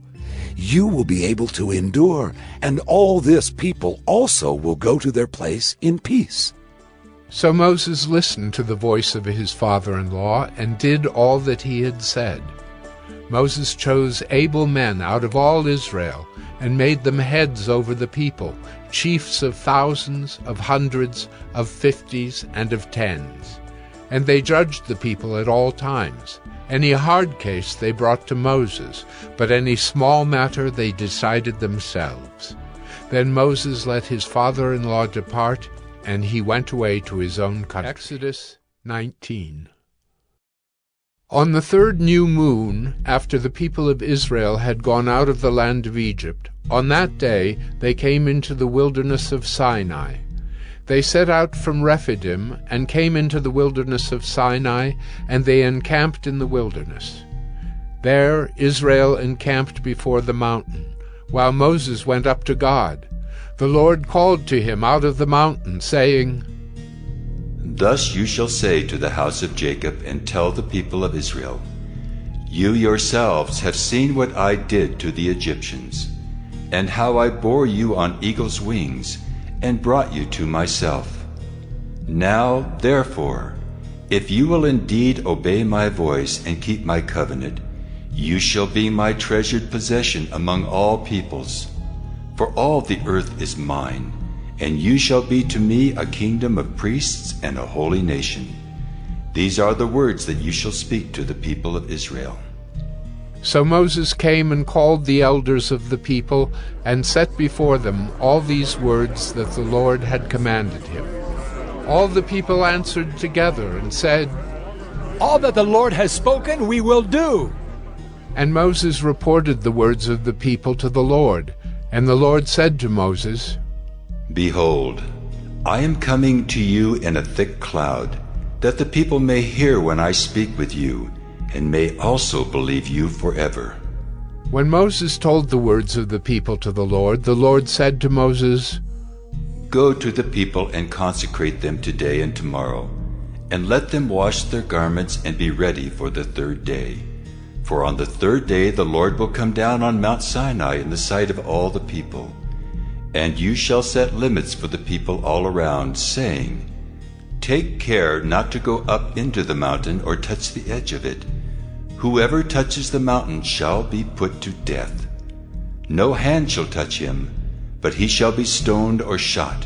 Whether beast or man, he shall not live. When the trumpet sounds a long blast, they shall come up to the mountain. So Moses went down from the mountain to the people, and consecrated the people, and they washed their garments. And he said to the people, Be ready for the 3rd day. Do not go near a woman. On the morning of the 3rd day there were thunders and lightnings, and a thick cloud on the mountain, and a very loud trumpet blast, so that all the people in the camp trembled. Then Moses brought the people out of the camp to meet God, and they took their stand at the foot of the mountain. Now Mount Sinai was wrapped in smoke, because the Lord had descended on it in fire. The smoke of it went up like the smoke of a kiln, and the whole mountain trembled greatly. And as the sound of the trumpet grew louder and louder, Moses spoke, and God answered him in thunder. The Lord came down on Mount Sinai to the top of the mountain. And the Lord called Moses to the top of the mountain, and Moses went up. And the Lord said to Moses, Go down and warn the people, lest they break through to the Lord to look, and many of them perish. Also let the priests who come near to the Lord consecrate themselves, lest the Lord break out against them. And Moses said to the Lord, The people cannot come up to Mount Sinai, for you yourself warned us, saying, Set limits around the mountain and consecrate it. And the Lord said to him, Go down and come up bringing Aaron with you. But do not let the priests and the people break through to come up to the Lord, lest he break out against them. So Moses went down to the people and told them. Exodus 20. And God spoke all these words, saying, I am the Lord your God, who brought you out of the land of Egypt, out of the house of slavery. You shall have no other gods before me. You shall not make for yourself a carved image, or any likeness of anything that is in heaven above, or that is in the earth beneath, or that is in the water under the earth.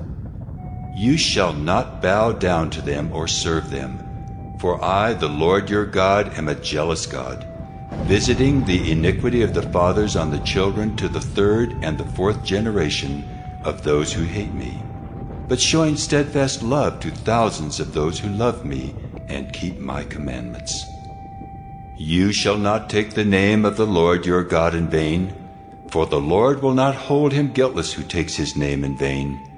Remember the Sabbath day to keep it holy. 6 days you shall labor and do all your work, but the seventh day is a Sabbath to the Lord your God. On it you shall not do any work, you or your son or your daughter, your male servant or your female servant, or your livestock, or the sojourner who is within your gates.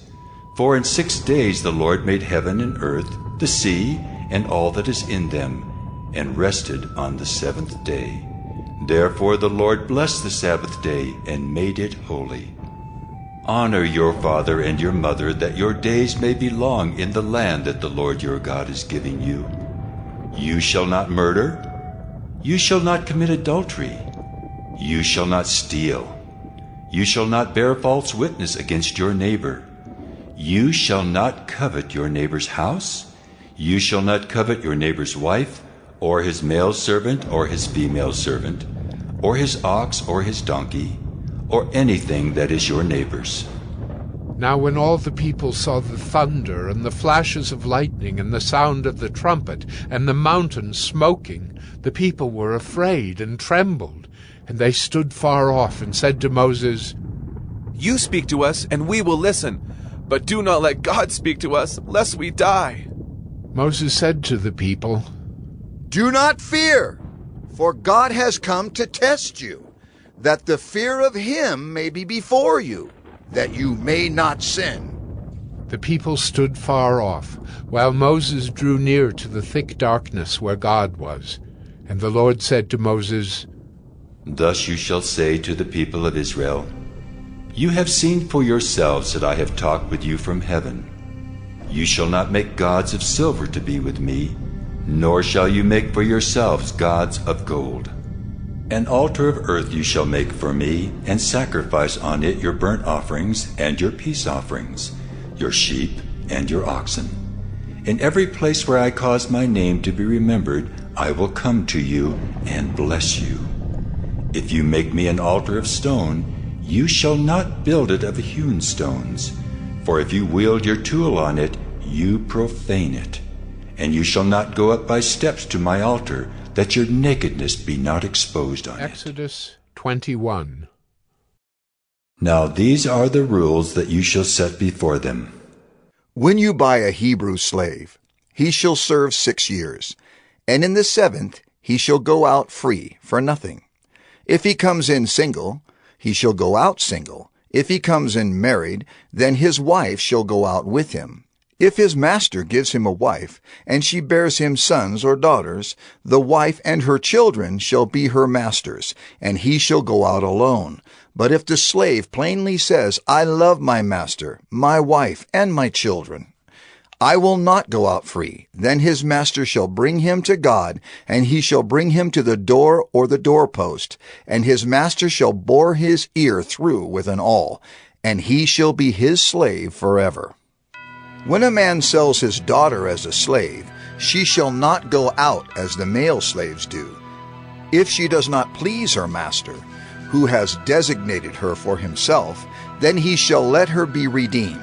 He shall have no right to sell her to a foreign people, since he has broken faith with her. If he designates her for his son, he shall deal with her as with a daughter.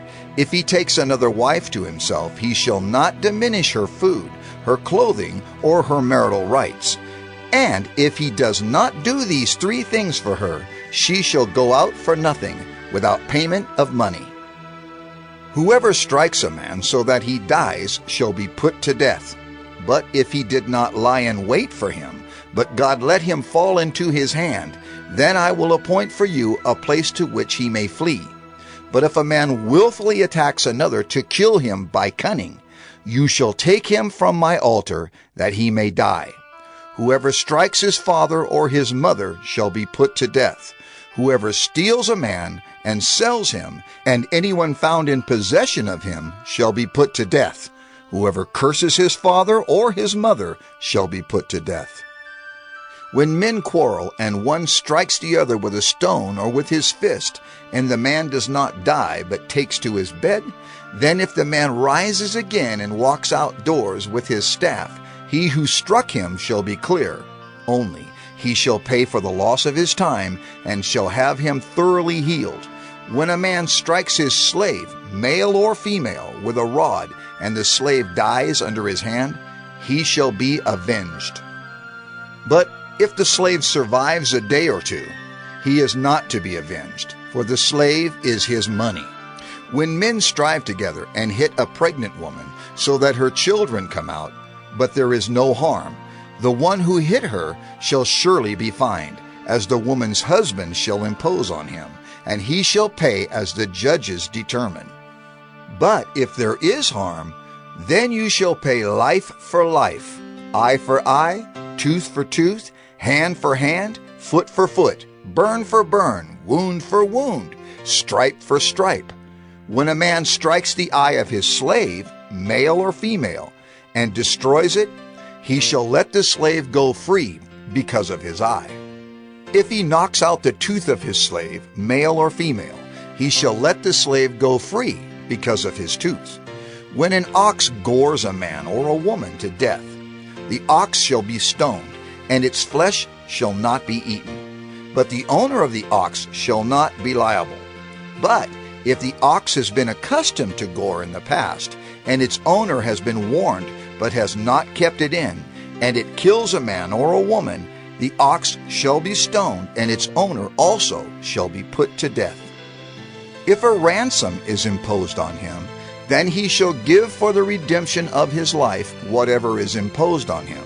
If it gores a man's son or daughter, he shall be dealt with according to this same rule. If the ox gores a slave, male or female, the owner shall give to their master 30 shekels of silver, and the ox shall be stoned. When a man opens a pit, or when a man digs a pit, and does not cover it, and an ox or a donkey falls into it, the owner of the pit shall make restoration. He shall give money to its owner, and the dead beast shall be his. When one man's ox butts another's, so that it dies, then they shall sell the live ox and share its price, and the dead beast also they shall share. Or if it is known that the ox has been accustomed to gore in the past, and its owner has not kept it in, he shall repay ox for ox, and the dead beast shall be his. Exodus 22. If a man steals an ox or a sheep and kills it or sells it, he shall repay 5 oxen for an ox, and 4 sheep for a sheep. If a thief is found breaking in and is struck so that he dies, there shall be no blood guilt for him. But if the sun has risen on him, there shall be blood guilt for him. He shall surely pay. If he has nothing, then he shall be sold for his theft. If the stolen beast is found alive in his possession, whether it is an ox or a donkey or a sheep, he shall pay double. If a man causes a field or vineyard to be grazed over, or lets his beast loose and it feeds in another man's field, he shall make restitution from the best in his own field and in his own vineyard. If fire breaks out and catches in thorns, so that the stacked grain or the standing grain or the field is consumed, he who started the fire shall make full restitution. If a man gives to his neighbor money or goods to keep safe, and it is stolen from the man's house, then if the thief is found, he shall pay double. If the thief is not found, the owner of the house shall come near to God to show whether or not he has put his hand to his neighbor's property.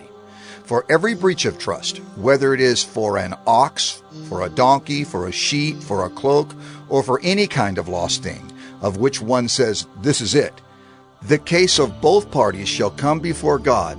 The one whom God condemns shall pay double to his neighbor. If a man gives to his neighbor a donkey or an ox or a sheep or any beast to keep safe, and it dies or is injured, or is driven away without anyone seeing it, an oath by the Lord shall be between them both to see whether or not he has put his hand to his neighbor's property. The owner shall accept the oath, and he shall not make restitution. But if it is stolen from him, he shall make restitution to its owner. If it is torn by beasts, let him bring it as evidence. He shall not make restitution for what has been torn. If a man borrows anything of his neighbor, and it is injured or dies, the owner not being with it, he shall make full restitution. If the owner was with it, he shall not make restitution. If it was hired, it came for its hiring fee. If a man seduces a virgin who is not betrothed and lies with her, he shall give the bride price for her and make her his wife. If her father utterly refuses to give her to him, he shall pay money equal to the bride price for virgins. You shall not permit a sorceress to live. Whoever lies with an animal shall be put to death. Whoever sacrifices to any god other than the Lord alone shall be devoted to destruction. You shall not wrong a sojourner or oppress him, for you were sojourners in the land of Egypt. You shall not mistreat any widow or fatherless child. If you do mistreat them, and they cry out to me, I will surely hear their cry, and my wrath will burn, and I will kill you with the sword, and your wives shall become widows, and your children fatherless.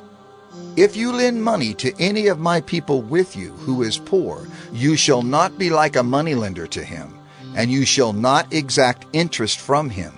If ever you take your neighbor's cloak in pledge, you shall return it to him before the sun goes down, for that is his only covering, and it is his cloak for his body. In what else shall he sleep? And if he cries to me, I will hear, for I am compassionate. You shall not revile God, nor curse a ruler of your people. You shall not delay to offer from the fullness of your harvest, and from the outflow of your presses. The firstborn of your sons you shall give to me.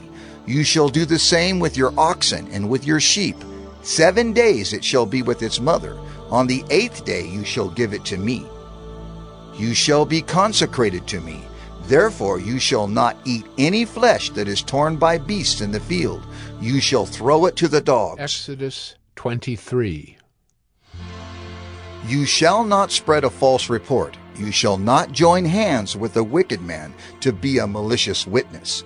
You shall not fall in with the many to do evil, nor shall you bear witness in a lawsuit, siding with the many, so as to pervert justice. Nor shall you be partial to a poor man in his lawsuit. If you meet your enemy's ox or his donkey going astray, you shall bring it back to him. If you see the donkey of one who hates you lying down under its burden, you shall refrain from leaving him with it. You shall rescue it with him. You shall not pervert the justice due to your poor in his lawsuit. Keep far from a false charge, and do not kill the innocent and righteous, for I will not acquit the wicked. And you shall take no bribe, for a bribe blinds the clear-sighted and subverts the cause of those who are in the right. You shall not oppress a sojourner. You know the heart of a sojourner, for you were sojourners in the land of Egypt. For 6 years you shall sow your land and gather in its yield. But the 7th year you shall let it rest and lie fallow, that the poor of your people may eat, and what they leave the beast of the field may eat. You shall do likewise with your vineyard and with your olive orchard.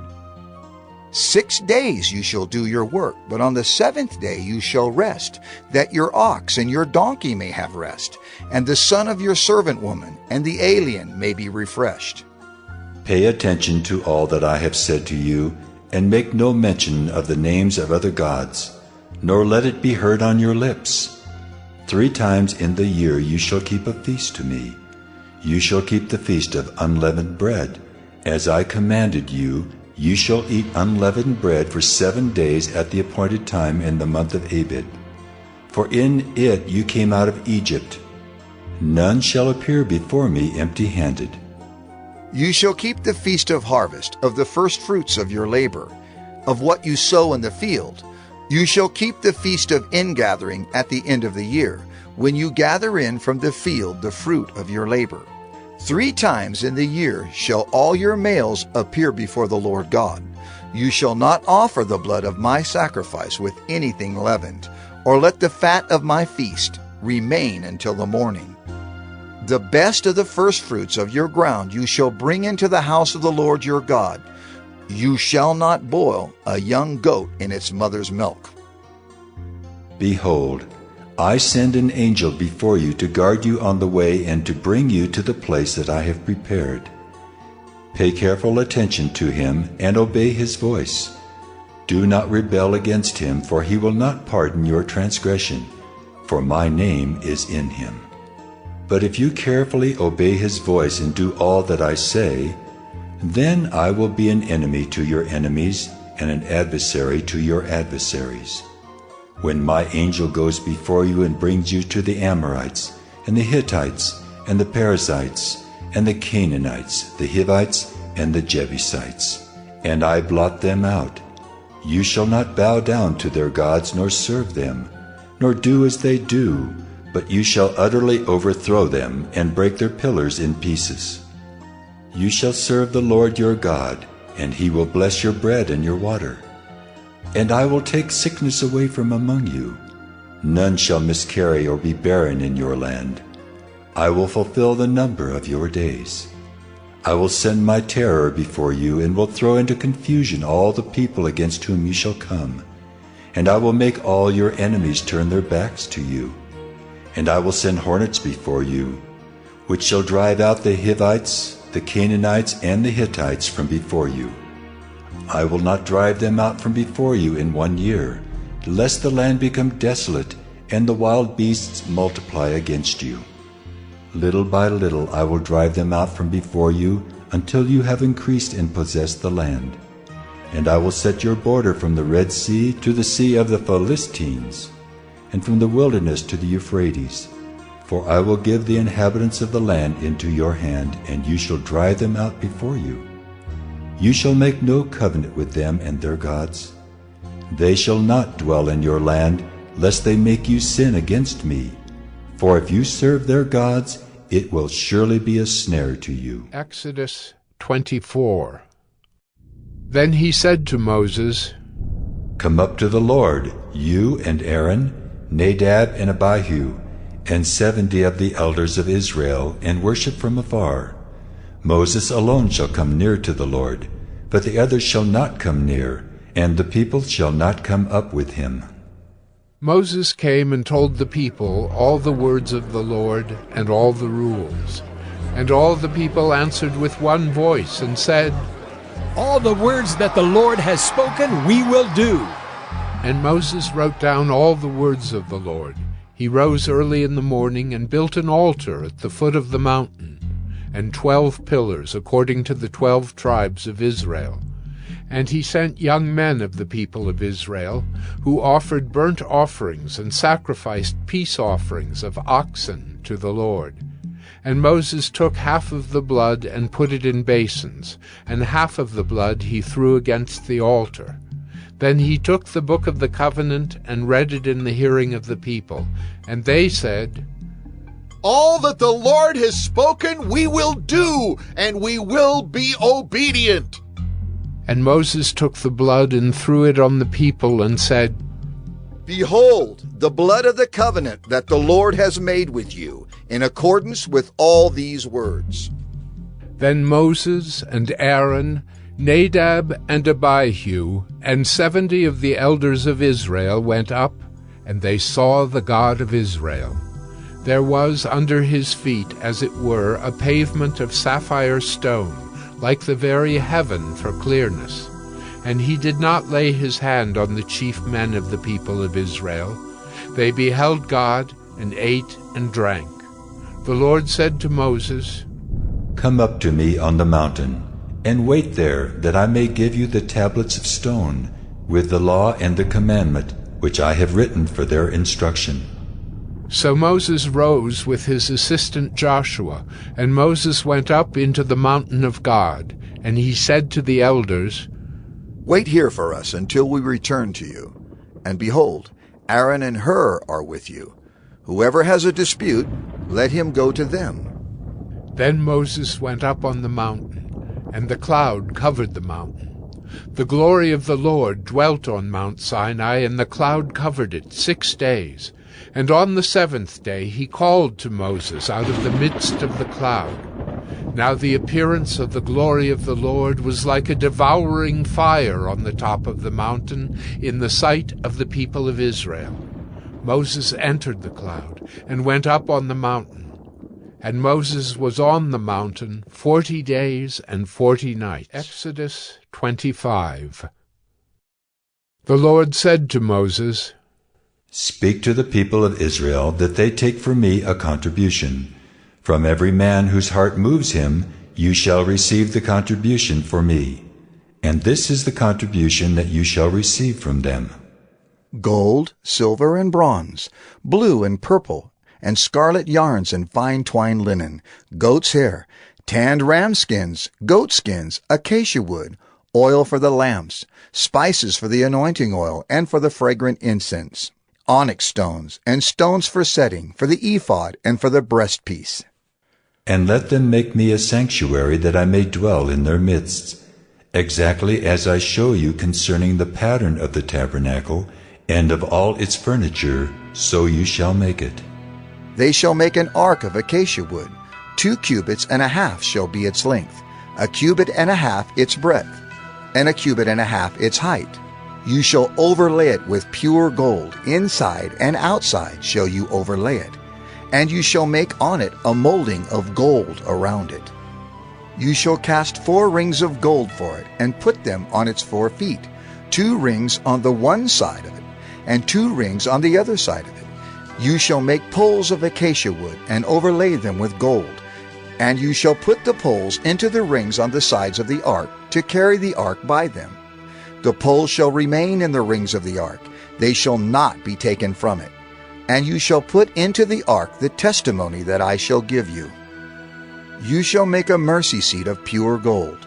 2 cubits and a half shall be its length, and 1 cubit and a half its breadth. And you shall make 2 cherubim of gold. Of hammered work shall you make them. On the 2 ends of the mercy seat, make 1 cherub on the one end, and 1 cherub on the other end. Of one piece with the mercy seat shall you make the cherubim on its 2 ends. The cherubim shall spread out their wings above, overshadowing the mercy seat with their wings, their faces one to another. Toward the mercy seat shall the faces of the cherubim be. And you shall put the mercy seat on the top of the ark, and in the ark you shall put the testimony that I shall give you. There I will meet with you, and from above the mercy seat, from between the 2 cherubim that are on the ark of the testimony, I will speak with you about all that I will give you in commandment for the people of Israel. You shall make a table of acacia wood. 2 cubits shall be its length, 1 cubit its breadth, and 1 cubit and a half its height. You shall overlay it with pure gold, and make a molding of gold around it. And you shall make a rim around it, a handbreadth wide, and a molding of gold around the rim. And you shall make for it 4 rings of gold, and fasten the rings to the 4 corners at its 4 legs.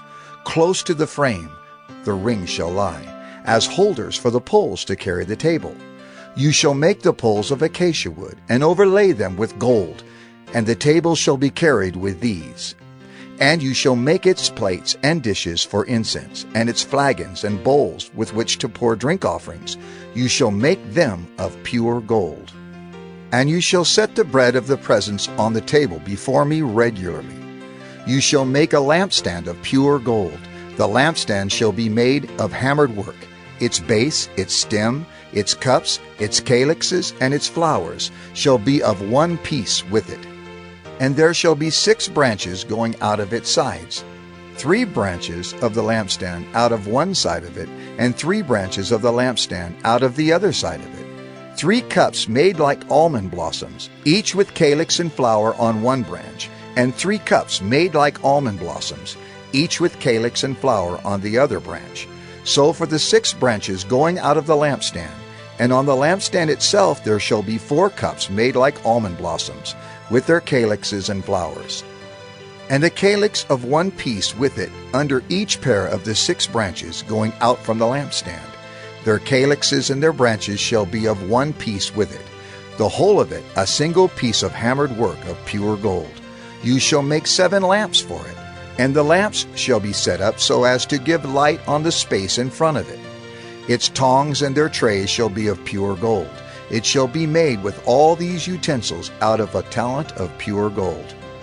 And see that you make them after the pattern for them, which is being shown you on the mountain. Exodus 26.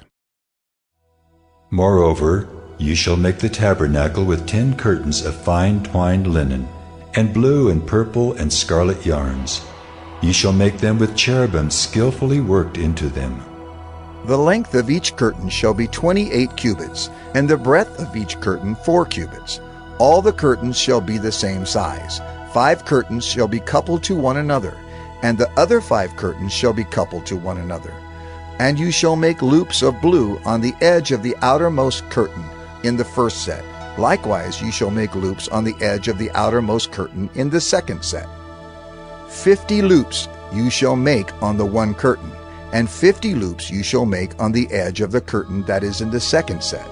The loops shall be opposite one another, and you shall make 50 clasps of gold, and couple the curtains one to the other with the clasps, so that the tabernacle may be a single whole. You shall also make curtains of goat's hair for a tent over the tabernacle. 11 curtains shall you make. The length of each curtain shall be 30 cubits, and the breadth of each curtain 4 cubits. The 11 curtains shall be the same size. You shall couple 5 curtains by themselves, and 6 curtains by themselves. And the 6th curtain you shall double over at the front of the tent. You shall make 50 loops on the edge of the curtain that is outermost in one set, and 50 loops on the edge of the curtain that is outermost in the second set. You shall make 50 clasps of bronze, and put the clasps into the loops, and couple the tent together, that it may be a single whole. And the part that remains of the curtains of the tent, the half curtain that remains, shall hang over the back of the tabernacle. And the extra that remains in the length of the curtains, the cubit on the one side and the cubit on the other side, shall hang over the sides of the tabernacle, on this side and that side, to cover it. And you shall make for the tent a covering of tan ram skins, and a covering of goat skins on top. You shall make upright frames for the tabernacle of acacia wood. 10 cubits shall be the length of a frame, and a cubit and a half the breadth of each frame. There shall be 2 tenons in each frame for fitting together. So shall you do for all the frames of the tabernacle. You shall make the frames for the tabernacle, 20 frames for the south side, and 40 bases of silver you shall make under the 20 frames, 2 bases under one frame for its 2 tenons, and 2 bases under the next frame for its 2 tenons. And for the second side of the tabernacle, on the north side, 20 frames, and there 40 bases of silver, 2 bases under one frame and 2 bases under the next frame. And for the rear of the tabernacle westward you shall make 6 frames, and you shall make 2 frames for corners of the tabernacle in the rear. They shall be separate beneath, but joined at the top, at the first ring. Thus shall it be with both of them. They shall form the 2 corners. And there shall be 8 frames with their bases of silver, 16 bases, 2 bases under one frame and 2 bases under another frame. You shall make bars of acacia wood, 5 for the frames of the one side of the tabernacle, and 5 bars for the frames of the other side of the tabernacle, and 5 bars for the frames of the side of the tabernacle at the rear westward. The middle bar, halfway up the frames, shall run from end to end. You shall overlay the frames with gold, and shall make their rings of gold, for holders for the bars, and you shall overlay the bars with gold. Then you shall erect the tabernacle according to the plan for it that you were shown on the mountain. And you shall make a veil of blue and purple and scarlet yarns, and fine twined linen. It shall be made with cherubim, skillfully worked into it.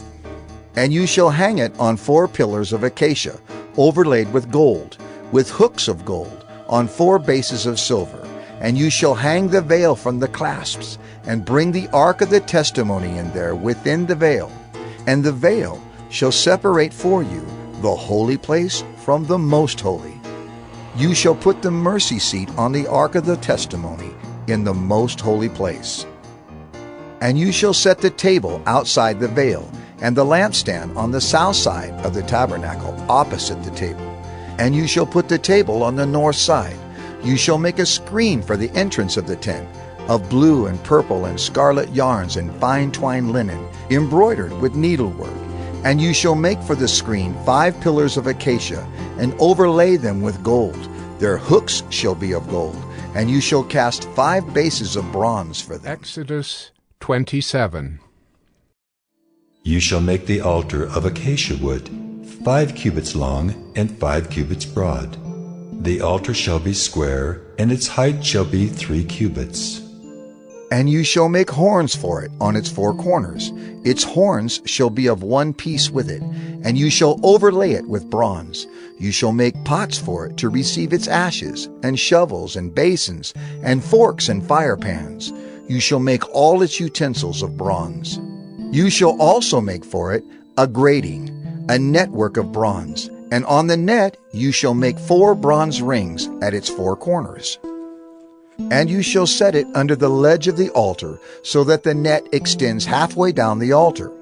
And you shall make poles for the altar, poles of acacia wood, and overlay them with bronze.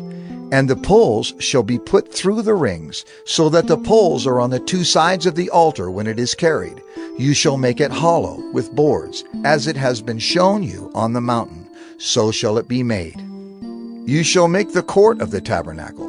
On the south side the court shall have hangings of fine twined linen, 100 cubits long for one side. Its 20 pillars and their 20 bases shall be of bronze, but the hooks of the pillars and their fillets shall be of silver. And likewise for its length on the north side there shall be hangings, 100 cubits long, its pillars 20, and their bases 20, of bronze. But the hooks of the pillars and their fillets shall be of silver. And for the breadth of the court on the west side there shall be hangings for 50 cubits, with 10 pillars and 10 bases. The breadth of the court on the front to the east shall be 50 cubits. The hangings for the one side of the gate shall be 15 cubits, with their 3 pillars and 3 bases. On the other side the hangings shall be 15 cubits, with their 3 pillars and 3 bases. For the gate of the court there shall be a screen 20 cubits long, of blue and purple and scarlet yarns and fine twined linen, embroidered with needlework. It shall have 4 pillars, and with them 4 bases.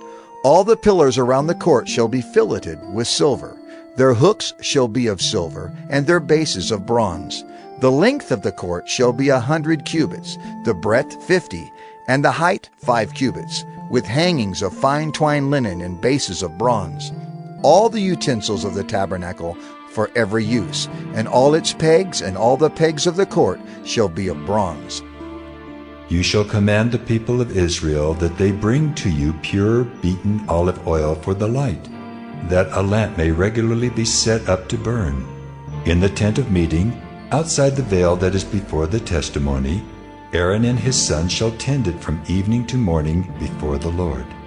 It shall be a statute forever, to be observed throughout their generations by the people of Israel. Exodus 28. Then bring near to you Aaron your brother and his sons with him, from among the people of Israel, to serve me as priests. Aaron and Aaron's sons, Nadab and Abihu, Eleazar and Ithamar. And you shall make holy garments for Aaron your brother, for glory and for beauty. You shall speak to all the skillful whom I have filled with a spirit of skill, that they make Aaron's garments to consecrate him for my priesthood. These are the garments that they shall make: a breastpiece, an ephod, a robe, a coat of checkerwork, a turban, and a sash. They shall make holy garments for Aaron your brother and his sons to serve me as priests. They shall receive gold, blue, and purple, and scarlet yarns, and fine twined linen. And they shall make the ephod of gold, of blue, and purple, and scarlet yarns, and of fine twined linen, skillfully worked. It shall have 2 shoulder pieces attached to its 2 edges, so that it may be joined together. And the skillfully woven band on it shall be made like it, and be of one piece with it, of gold, blue, and purple, and scarlet yarns, and fine twined linen. You shall take 2 onyx stones, and engrave on them the names of the sons of Israel, 6 of their names on the one stone, and the names of the remaining 6 on the other stone, in the order of their birth. As a jeweler engraves signets, so shall you engrave the 2 stones with the names of the sons of Israel. You shall enclose them in settings of gold filigree, and you shall set the 2 stones on the shoulder pieces of the ephod as stones of remembrance for the sons of Israel. And Aaron shall bear their names before the Lord on his 2 shoulders for remembrance. You shall make settings of gold filigree and 2 chains of pure gold, twisted like cords, and you shall attach the corded chains to the settings. You shall make a breastpiece of judgment in skilled work. In the style of the ephod you shall make it. Of gold, blue, and purple, and scarlet yarns, and fine twined linen shall you make it. It shall be square and doubled, a span its length, and a span its breadth. You shall set in it 4 rows of stones. A row of sardius, topaz, and carbuncle shall be the first row, and the second row an emerald, a sapphire, and a diamond, and the third row a jacinth, an agate, and an amethyst, and the 4th row a beryl, an onyx, and a jasper. They shall be set in gold filigree. There shall be 12 stones with their names according to the names of the sons of Israel. They shall be like signets, each engraved with its name for the 12 tribes. You shall make for the breastpiece twisted chains like cords of pure gold. And you shall make for the breastpiece 2 rings of gold, and put the 2 rings on the 2 edges of the breastpiece. And you shall put the 2 cords of gold in the 2 rings at the edges of the breastpiece. The 2 ends of the 2 cords you shall attach to the 2 settings of filigree, and so attach it in front to the shoulder pieces of the ephod. You shall make 2 rings of gold, and put them at the 2 ends of the breastpiece, on its inside edge, next to the ephod. And you shall make 2 rings of gold, and attach them in front to the lower part of the 2 shoulder pieces of the ephod, at its seam above the skillfully woven band of the ephod.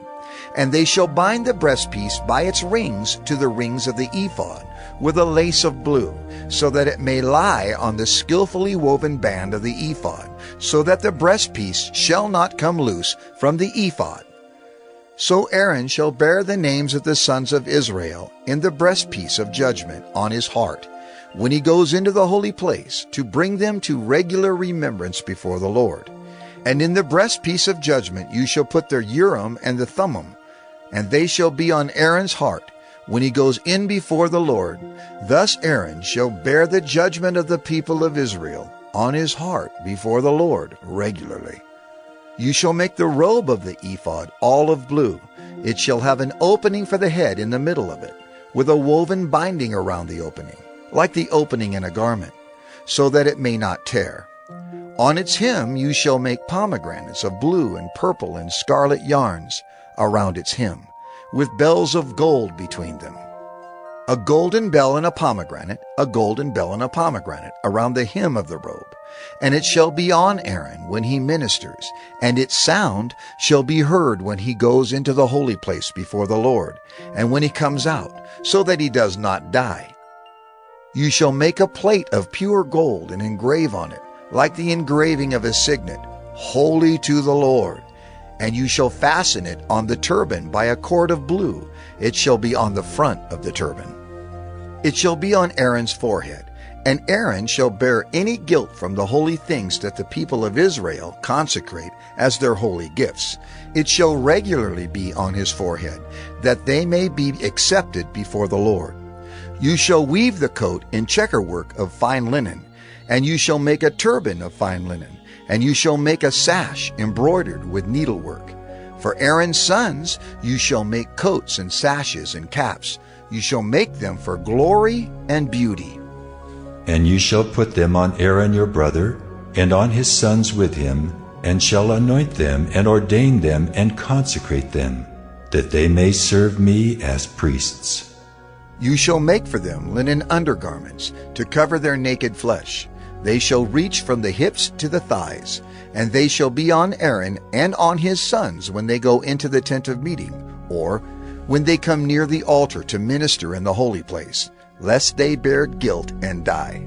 This shall be a statute forever for him and for his offspring after him. Exodus 29. Now this is what you shall do to them to consecrate them, that they may serve me as priests. Take 1 bull of the herd and 2 rams without blemish, and unleavened bread, unleavened cakes mixed with oil, and unleavened wafers smeared with oil. You shall make them of fine wheat flour. You shall put them in 1 basket, and bring them in the basket, and bring the bull and the 2 rams. You shall bring Aaron and his sons to the entrance of the tent of meeting, and wash them with water.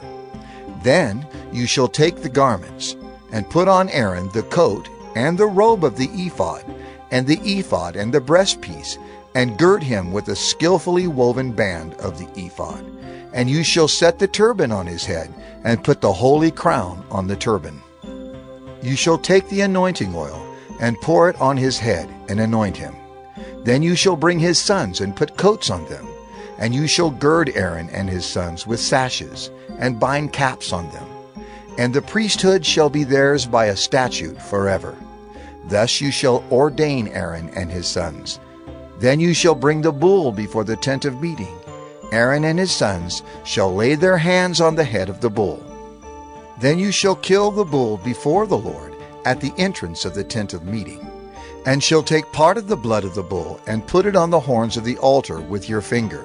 And the rest of the blood you shall pour out at the base of the altar.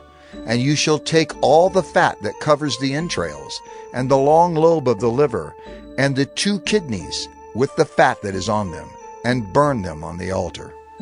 But the flesh of the bull, and its skin, and its dung, you shall burn with fire outside the camp. It is a sin offering. Then you shall take 1 of the rams, and Aaron and his sons shall lay their hands on the head of the ram.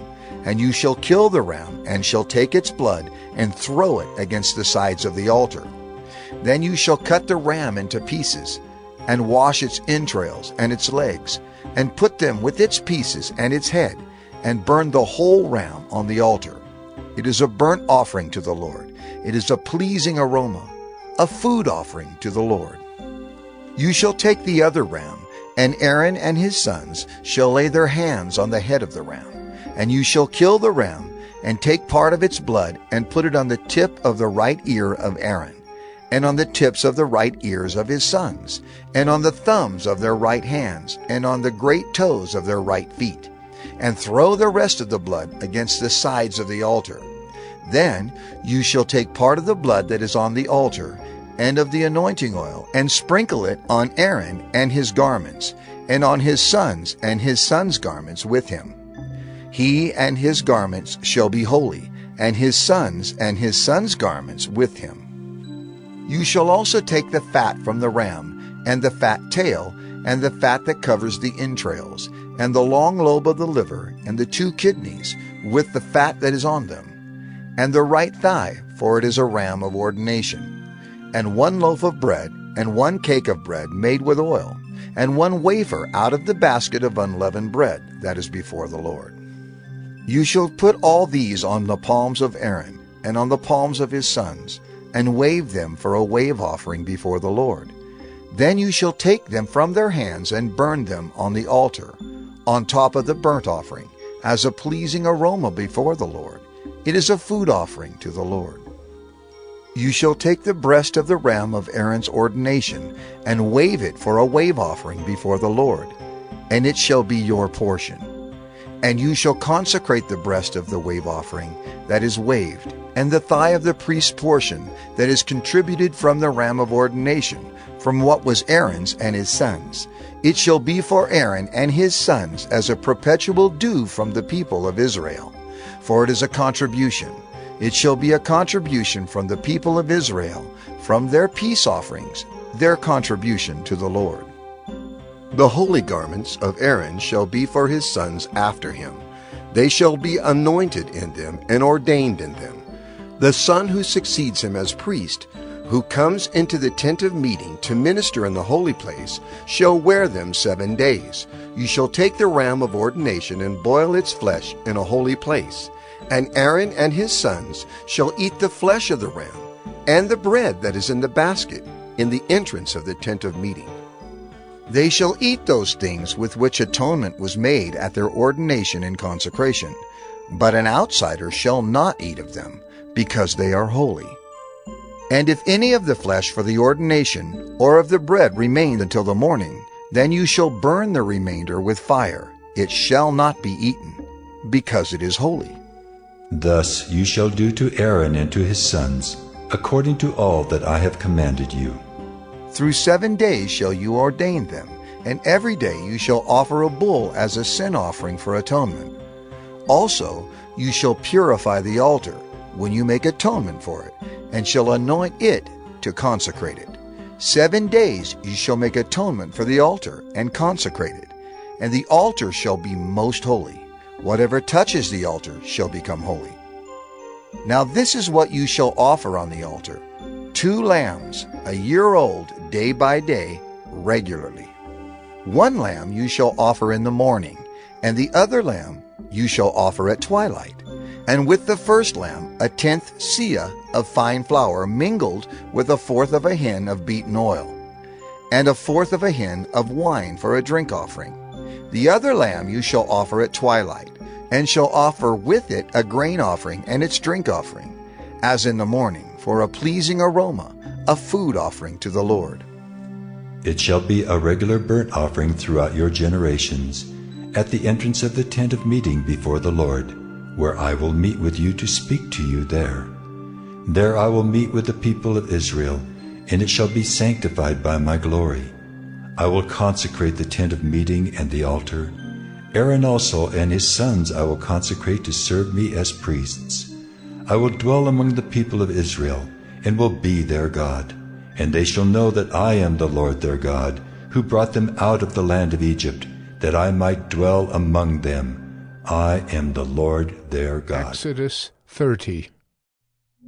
You shall make an altar on which to burn incense. You shall make it of acacia wood. A cubit shall be its length, and a cubit its breadth. It shall be square, and 2 cubits shall be its height. Its horns shall be of 1 piece with it. You shall overlay it with pure gold, its top and around its sides and its horns. And you shall make a molding of gold around it, and you shall make 2 golden rings for it. Under its molding, on 2 opposite sides of it, you shall make them, and they shall be holders for poles with which to carry it. You shall make the poles of acacia wood, and overlay them with gold. And you shall put it in front of the veil that is above the ark of the testimony, in front of the mercy seat that is above the testimony, where I will meet with you. And Aaron shall burn fragrant incense on it. Every morning when he dresses the lamps, he shall burn it. And when Aaron sets up the lamps at twilight, he shall burn it.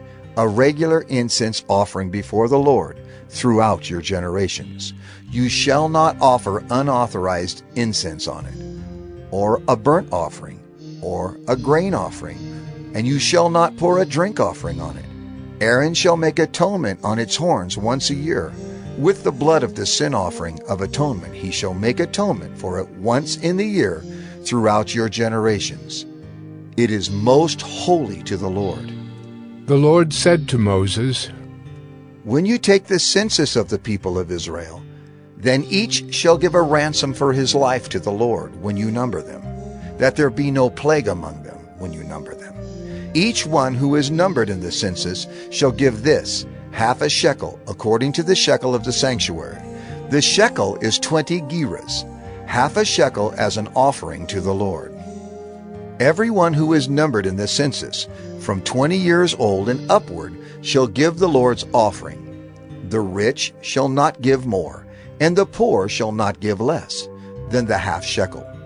When you give the Lord's offering to make atonement for your lives, you shall take the atonement money from the people of Israel, and shall give it for the service of the tent of meeting, that it may bring the people of Israel to remembrance before the Lord, so as to make atonement for your lives.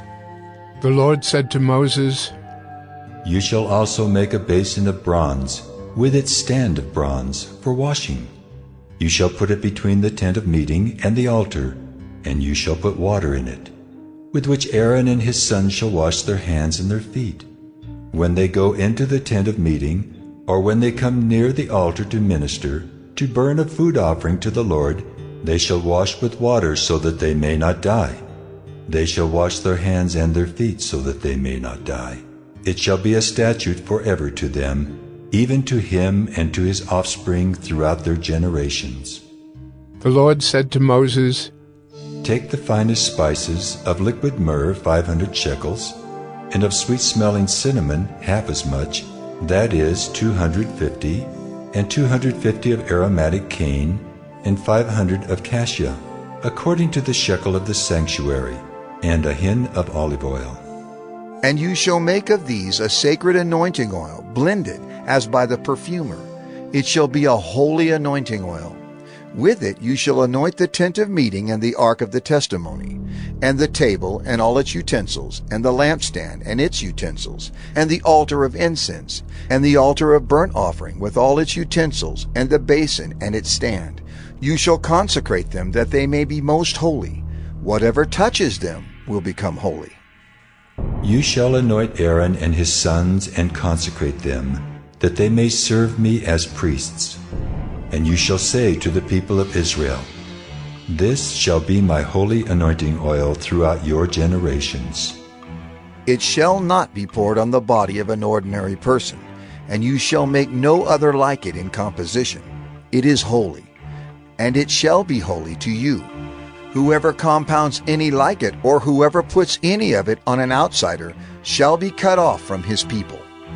The Lord said to Moses, Take sweet spices, stacte and onycha and galbanum, sweet spices with pure frankincense. Of each shall there be an equal part. And make an incense blended as by the perfumer, seasoned with salt, pure and holy. You shall beat some of it very small, and put part of it before the testimony in the tent of meeting, where I shall meet with you. It shall be most holy for you. And the incense that you shall make according to its composition, you shall not make for yourselves. It shall be for you holy to the Lord. Whoever makes any like it to use as perfume shall be cut off from his people. Exodus 31. The Lord said to Moses, See, I have called by name Bezalel the son of Uri, son of Hur, of the tribe of Judah, and I have filled him with the Spirit of God, with ability and intelligence, with knowledge in all craftsmanship, to devise artistic designs, to work in gold, silver, and bronze, in cutting stones for setting, and in carving wood to work in every craft. And behold, I have appointed with him Oholiab, the son of Ahisamach, of the tribe of Dan. And I have given to all able men ability, that they may make all that I have commanded you. The tent of meeting and the ark of the testimony, and the mercy seat that is on it, and all the furnishings of the tent, the table and its utensils, and the pure lampstand with all its utensils, and the altar of incense, and the altar of burnt offering with all its utensils, and the basin and its stand, and the finely worked garments, the holy garments for Aaron the priest, and the garments of his sons, for their service as priests, and the anointing oil, and the fragrant incense for the holy place, according to all that I have commanded you, they shall do. And the Lord said to Moses, You are to speak to the people of Israel and say, Above all, you shall keep my Sabbaths. For this is a sign between me and you throughout your generations, that you may know that I, the Lord, sanctify you. You shall keep the Sabbath, because it is holy for you. Everyone who profanes it shall be put to death. Whoever does any work on it, that soul shall be cut off from among his people. 6 days shall work be done, but the 7th day is a Sabbath of solemn rest, holy to the Lord. Whoever does any work on the Sabbath day shall be put to death. Therefore the people of Israel shall keep the Sabbath, observing the Sabbath throughout their generations as a covenant forever. It is a sign forever between me and the people of Israel, that in 6 days the Lord made heaven and earth, and on the 7th day he rested and was refreshed. And he gave to Moses, when he had finished speaking with him on Mount Sinai, the 2 tablets of the testimony, tablets of stone, written with the finger of God. Exodus 32. When the people saw that Moses delayed to come down from the mountain, the people gathered themselves together to Aaron, and said to him, Up, make us gods who shall go before us. As for this Moses, the man who brought us up out of the land of Egypt, we do not know what has become of him. So Aaron said to them, Take off the rings of gold that are in the ears of your wives, your sons and your daughters, and bring them to me. So all the people took off the rings of gold that were in their ears, and brought them to Aaron. And he received the gold from their hand, and fashioned it with a graving tool, and made a golden calf. And they said, These are your gods, O Israel, who brought you up out of the land of Egypt. When Aaron saw this, he built an altar before it. And Aaron made proclamation and said, Tomorrow shall be a feast to the Lord. And they rose up early the next day, and offered burnt offerings, and brought peace offerings. And the people sat down to eat and drink, and rose up to play. And the Lord said to Moses, Go down, for your people whom you brought up out of the land of Egypt have corrupted themselves. They have turned aside quickly out of the way that I commanded them. They have made for themselves a golden calf, and have worshipped it and sacrificed to it, and said, These are your gods, O Israel, who brought you up out of the land of Egypt.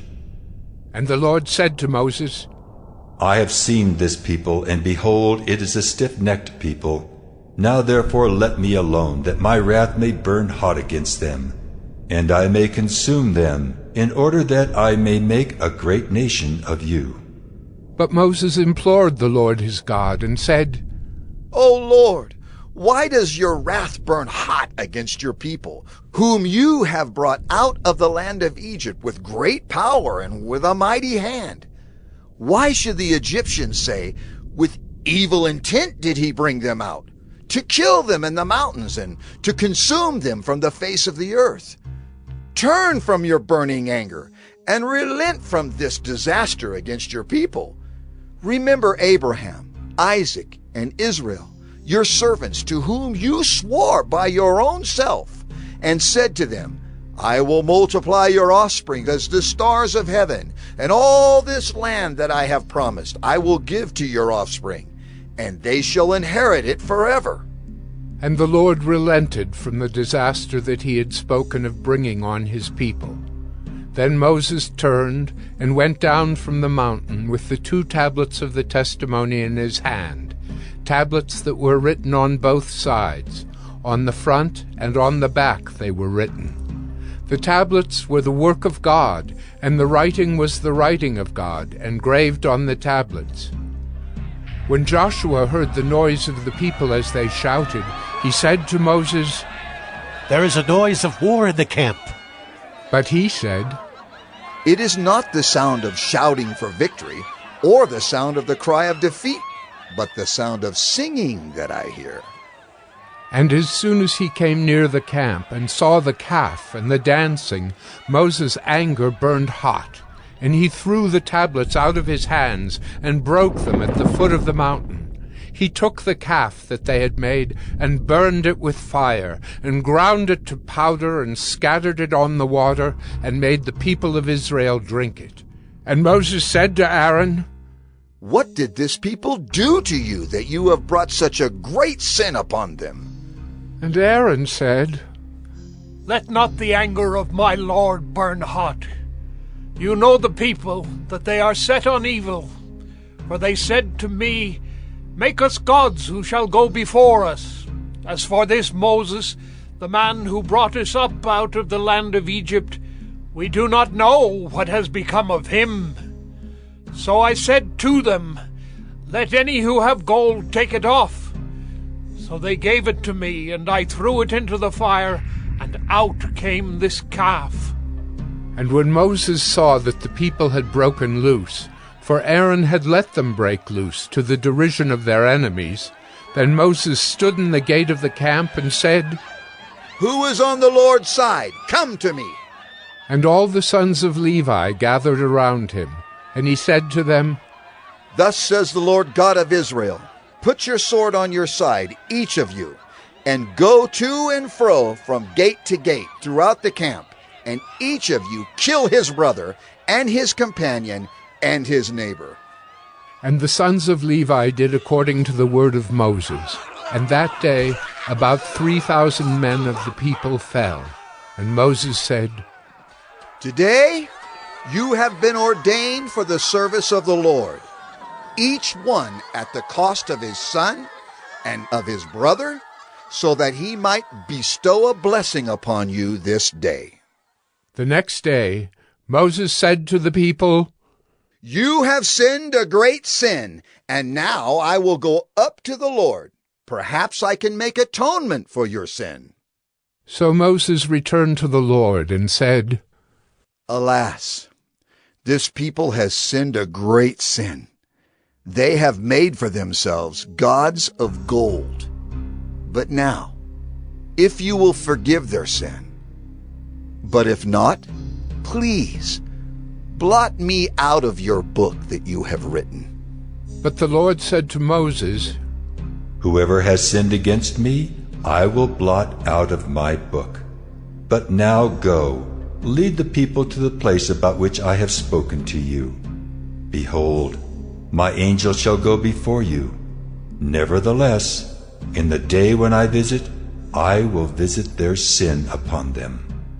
Then the Lord sent a plague on the people, because they made the calf, the one that Aaron made. Exodus 33.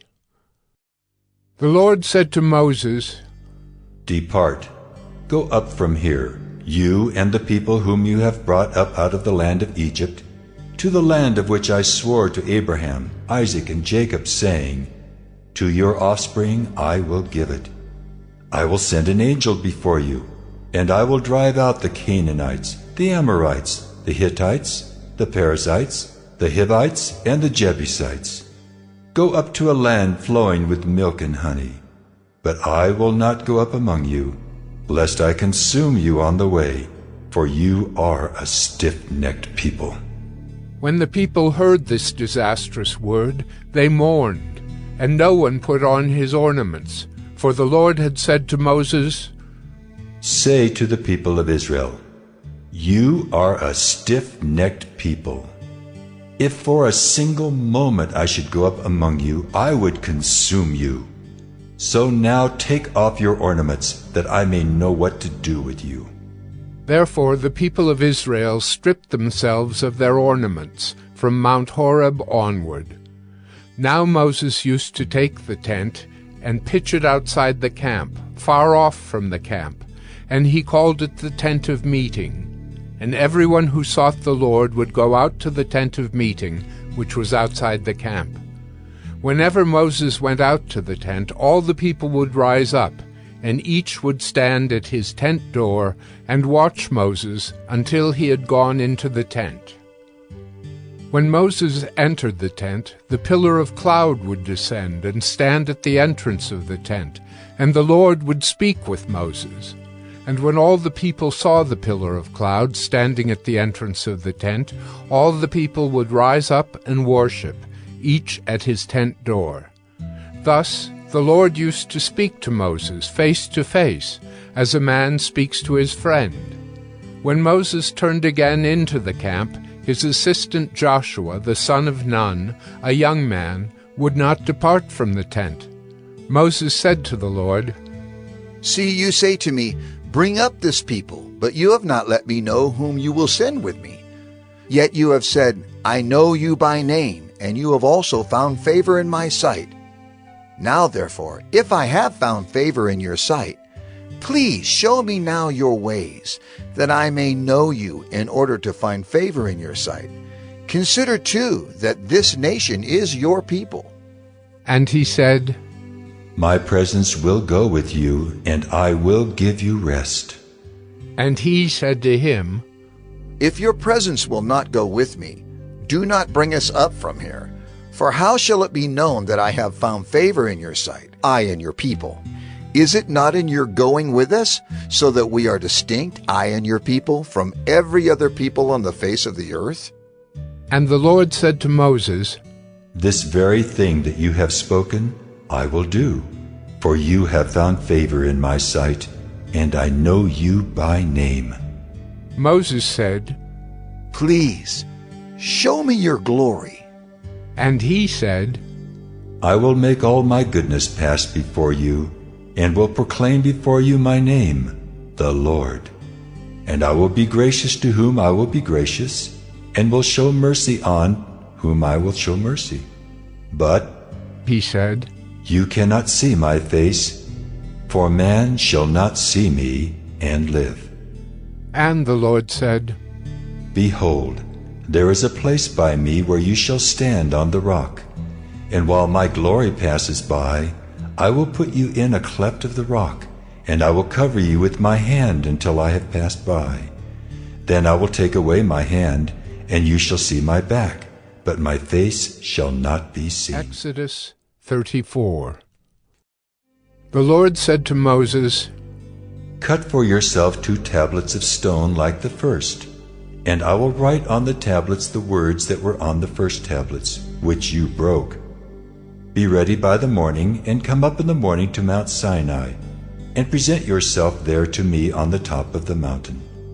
No one shall come up with you, and let no one be seen throughout all the mountain.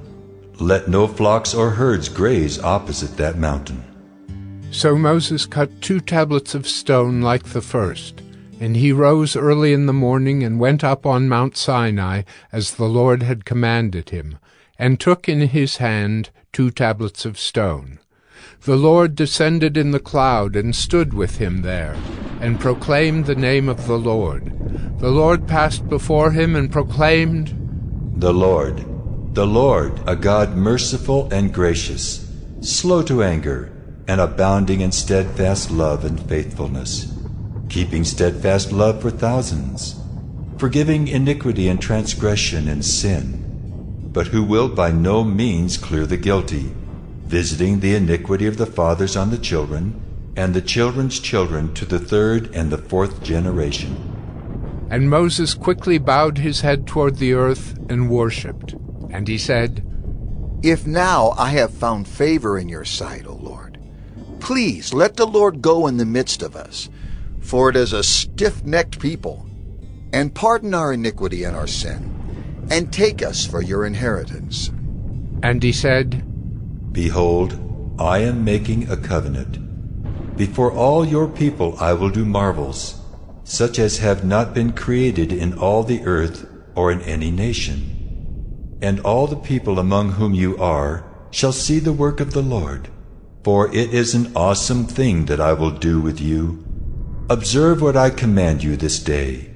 Behold, I will drive out before you the Amorites, the Canaanites, the Hittites, the Perizzites, the Hivites, and the Jebusites. Take care, lest you make a covenant with the inhabitants of the land to which you go, lest it become a snare in your midst. You shall tear down their altars and break their pillars and cut down their Asherim. For you shall worship no other God. For the Lord, whose name is jealous, is a jealous God. Lest you make a covenant with the inhabitants of the land, and when they whore after their gods and sacrifice to their gods, and you are invited, you eat of his sacrifice, and you take up their daughters for your sons, and their daughters whore after their gods, and make your sons whore after their gods.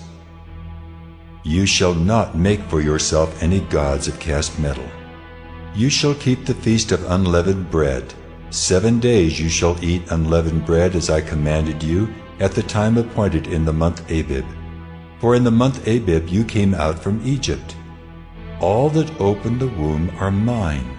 All your male livestock, the firstborn of cow and sheep, the firstborn of a donkey, you shall redeem with a lamb. Or if you will not redeem it, you shall break its neck. All the firstborn of your sons you shall redeem, and none shall appear before me empty-handed. 6 days you shall work, but on the 7th day you shall rest. In plowing time and in harvest you shall rest. You shall observe the Feast of Weeks, the firstfruits of wheat harvest, and the Feast of Ingathering at the year's end. 3 times in the year shall all your males appear before the Lord God, the God of Israel. For I will cast out nations before you, and enlarge your borders. No one shall covet your land when you go up to appear before the Lord your God 3 times in the year. You shall not offer the blood of my sacrifice with anything leavened, or let the sacrifice of the feast of the Passover remain until the morning. The best of the firstfruits of your ground you shall bring to the house of the Lord your God. You shall not boil a young goat in its mother's milk. And the Lord said to Moses, Write these words, for in accordance with these words I have made a covenant with you and with Israel. So he was there with the Lord 40 days and 40 nights. He neither ate bread nor drank water. And he wrote on the tablets the words of the covenant, the 10 Commandments. When Moses came down from Mount Sinai with the 2 tablets of the testimony in his hand as he came down from the mountain, Moses did not know that the skin of his face shone because he had been talking with God. Aaron and all the people of Israel saw Moses, and behold, the skin of his face shone, and they were afraid to come near him. But Moses called to them, and Aaron and all the leaders of the congregation returned to him, and Moses talked with them. Afterward all the people of Israel came near, and he commanded them all that the Lord had spoken with him in Mount Sinai. And when Moses had finished speaking with them, he put a veil over his face. Whenever Moses went in before the Lord to speak with him, he would remove the veil until he came out. And when he came out and told the people of Israel what he was commanded, the people of Israel would see the face of Moses, that the skin of Moses' face was shining. And Moses would put the veil over his face again until he went in to speak with him. Exodus 35. Moses assembled all the congregation of the people of Israel and said to them, These are the things that the Lord has commanded you to do. 6 days' work shall be done, but on the 7th day you shall have a Sabbath of solemn rest, holy to the Lord. Whoever does any work on it shall be put to death. You shall kindle no fire in all your dwelling places on the Sabbath day. Moses said to all the congregation of the people of Israel, This is the thing that the Lord has commanded. Take from among you a contribution to the Lord. Whoever is of a generous heart, let him bring the Lord's contribution. Gold, silver, and bronze, blue and purple and scarlet yarns, and fine twined linen. Goat's hair, tanned ram skins and goat skins, acacia wood, oil for the light, spices for the anointing oil, and for the fragrant incense, and onyx stones, and stones for setting, for the ephod, and for the breastpiece. Let every skillful craftsman among you come and make all that the Lord has commanded. The tabernacle, its tent and its covering, its hooks and its frames, its bars, its pillars and its bases, the ark with its poles, the mercy seat and the veil of the screen, the table with its poles and all its utensils, and the bread of the presence. The lampstand also for the light, with its utensils and its lamps, and the oil for the light, and the altar of incense with its poles, and the anointing oil, and the fragrant incense, and the screen for the door, at the door of the tabernacle, the altar of burnt offering with its grating of bronze, its poles and all its utensils, the basin and its stand, the hangings of the court, its pillars and its bases, and the screen for the gate of the court, the pegs of the tabernacle and the pegs of the court and their cords, the finely worked garments for ministering in the holy place, the holy garments for Aaron the priest, and the garments of his sons for their service as priests. Then all the congregation of the people of Israel departed from the presence of Moses, and they came, everyone whose heart stirred him, and everyone whose spirit moved him, and brought the Lord's contribution to be used for the tent of meeting, and for all its service, and for the holy garments. So they came, both men and women. All who were of a willing heart brought brooches and earrings and signet rings and armlets, all sorts of gold objects, every man dedicating an offering of gold to the Lord. And everyone who possessed blue or purple or scarlet yarns, or fine linen, or goat's hair, or tanned ram skins, or goat skins, brought them. Everyone who could make a contribution of silver or bronze brought it as the Lord's contribution. And everyone who possessed acacia wood of any use in the work brought it. And every skillful woman spun with her hands, and they all brought what they had spun in blue and purple and scarlet yarns and fine twined linen. All the women whose hearts stirred them to use their skill spun the goat's hair. And the leaders brought onyx stones and stones to be set for the ephod and for the breastpiece, and spices and oil for the light, and for the anointing oil, and for the fragrant incense. All the men and women, the people of Israel, whose heart moved them to bring anything for the work that the Lord had commanded by Moses to be done, brought it as a freewill offering to the Lord. Then Moses said to the people of Israel, See, the Lord has called by name Bezalel, the son of Uri, son of Hur, of the tribe of Judah, and he has filled him with the Spirit of God, with skill, with intelligence, with knowledge, and with all craftsmanship, to devise artistic designs, to work in gold and silver and bronze, in cutting stones for setting, and in carving wood, for work in every skilled craft. And he has inspired him to teach, both him and Aholiab, the son of Ahisamach, of the tribe of Dan. He has filled them with skill to do every sort of work done by an engraver, or by a designer, or by an embroiderer, in blue and purple and scarlet yarns and fine twined linen, or by a weaver, by any sort of workman or skilled designer. Exodus 36. Bezalel and Aholiab and every craftsman in whom the Lord has put skill and intelligence to know how to do any work in the construction of the sanctuary shall work in accordance with all that the Lord has commanded. And Moses called Bezalel and Aholiab and every craftsman in whose mind the Lord had put skill, everyone whose heart stirred him up to come to do the work. And they received from Moses all the contribution that the people of Israel had brought for doing the work on the sanctuary. They still kept bringing him free-will offerings every morning, so that all the craftsmen who were doing every sort of task on the sanctuary came, each from the task that he was doing, and said to Moses, The people bring much more than enough for doing the work that the Lord has commanded us to do. So Moses gave command, and word was proclaimed throughout the camp. Let no man or woman do anything more for the contribution for the sanctuary. So the people were restrained from bringing, for the material they had was sufficient to do all the work, and more. And all the craftsmen among the workmen made the tabernacle with 10 curtains. They were made of fine twined linen, and blue and purple and scarlet yarns, with cherubim skillfully worked. The length of each curtain was 28 cubits, and the breadth of each curtain 4 cubits. All the curtains were the same size. He coupled 5 curtains to one another, and the other 5 curtains he coupled to one another. He made loops of blue on the edge of the outermost curtain of the first set. Likewise, he made them on the edge of the outermost curtain of the second set.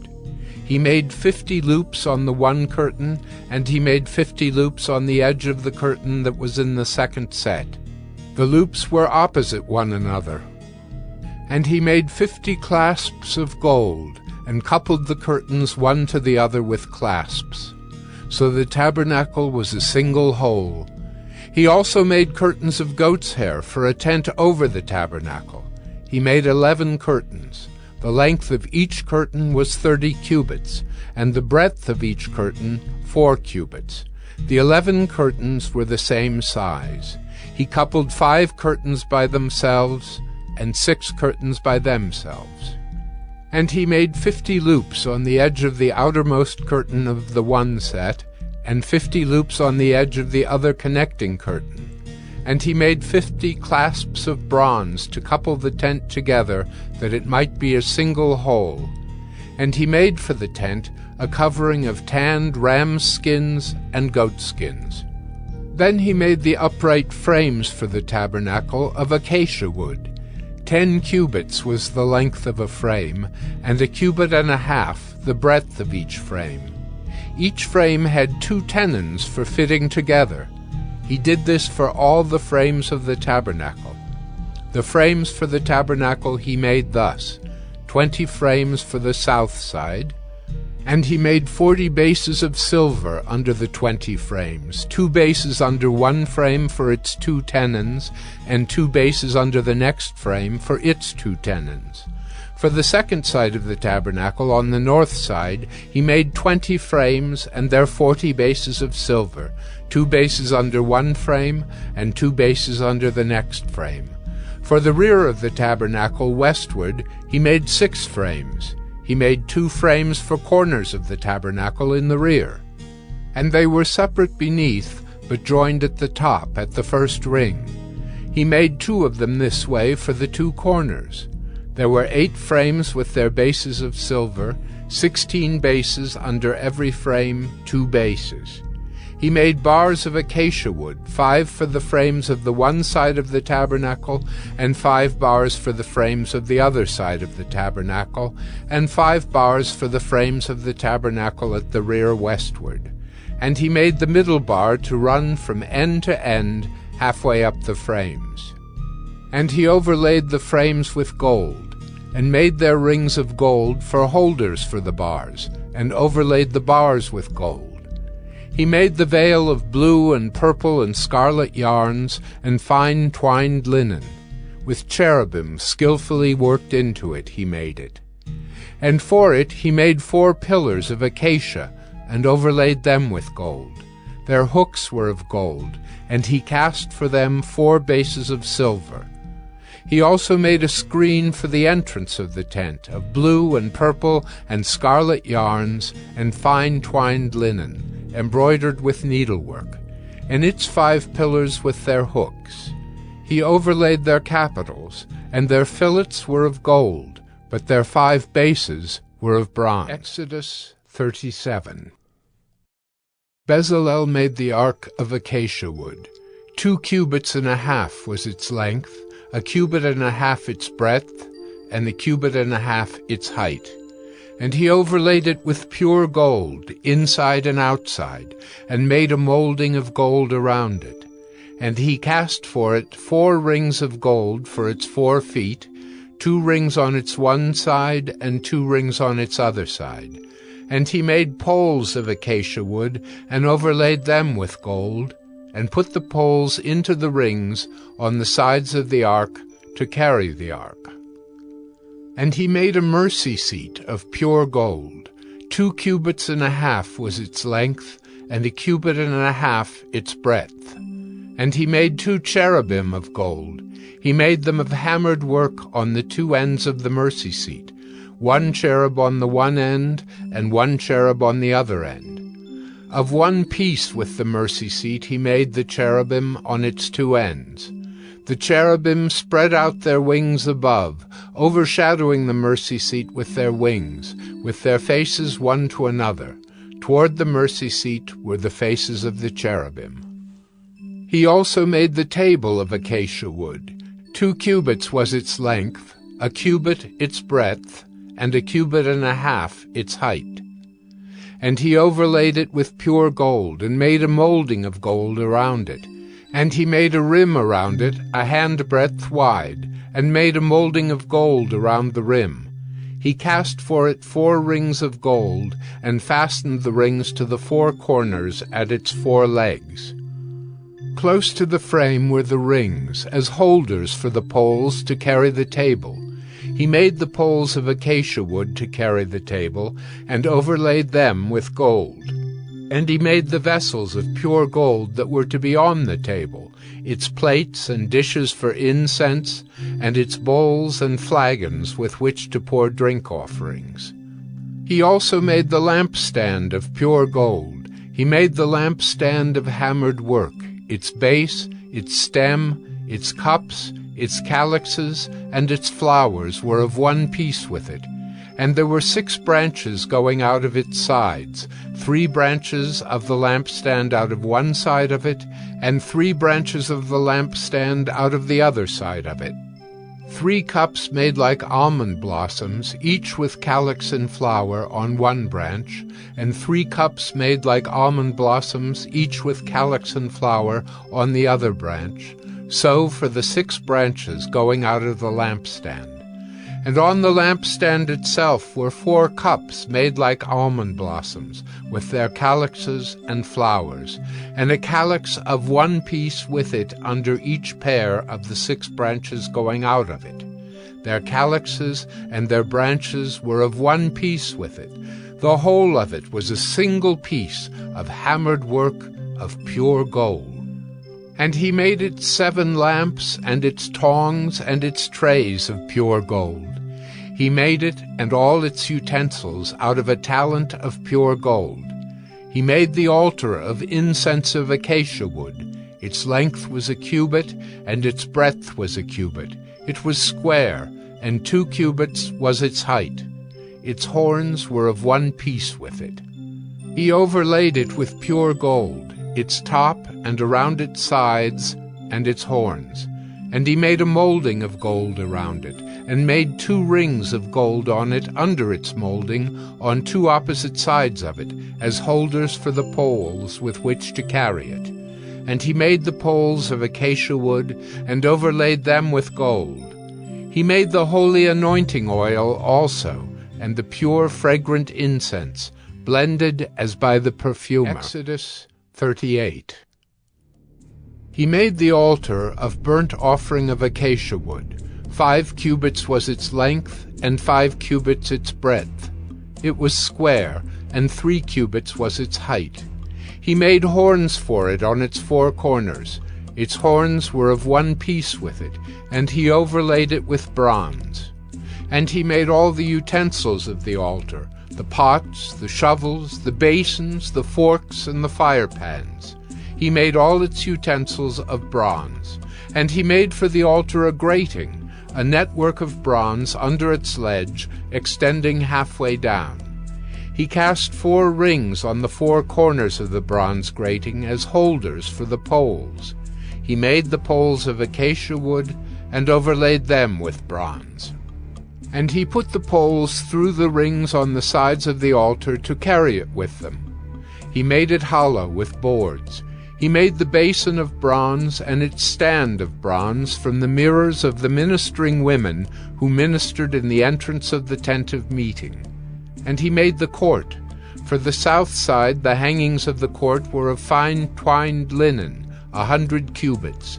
Their 20 pillars and their 20 bases were of bronze, but the hooks of the pillars and their fillets were of silver.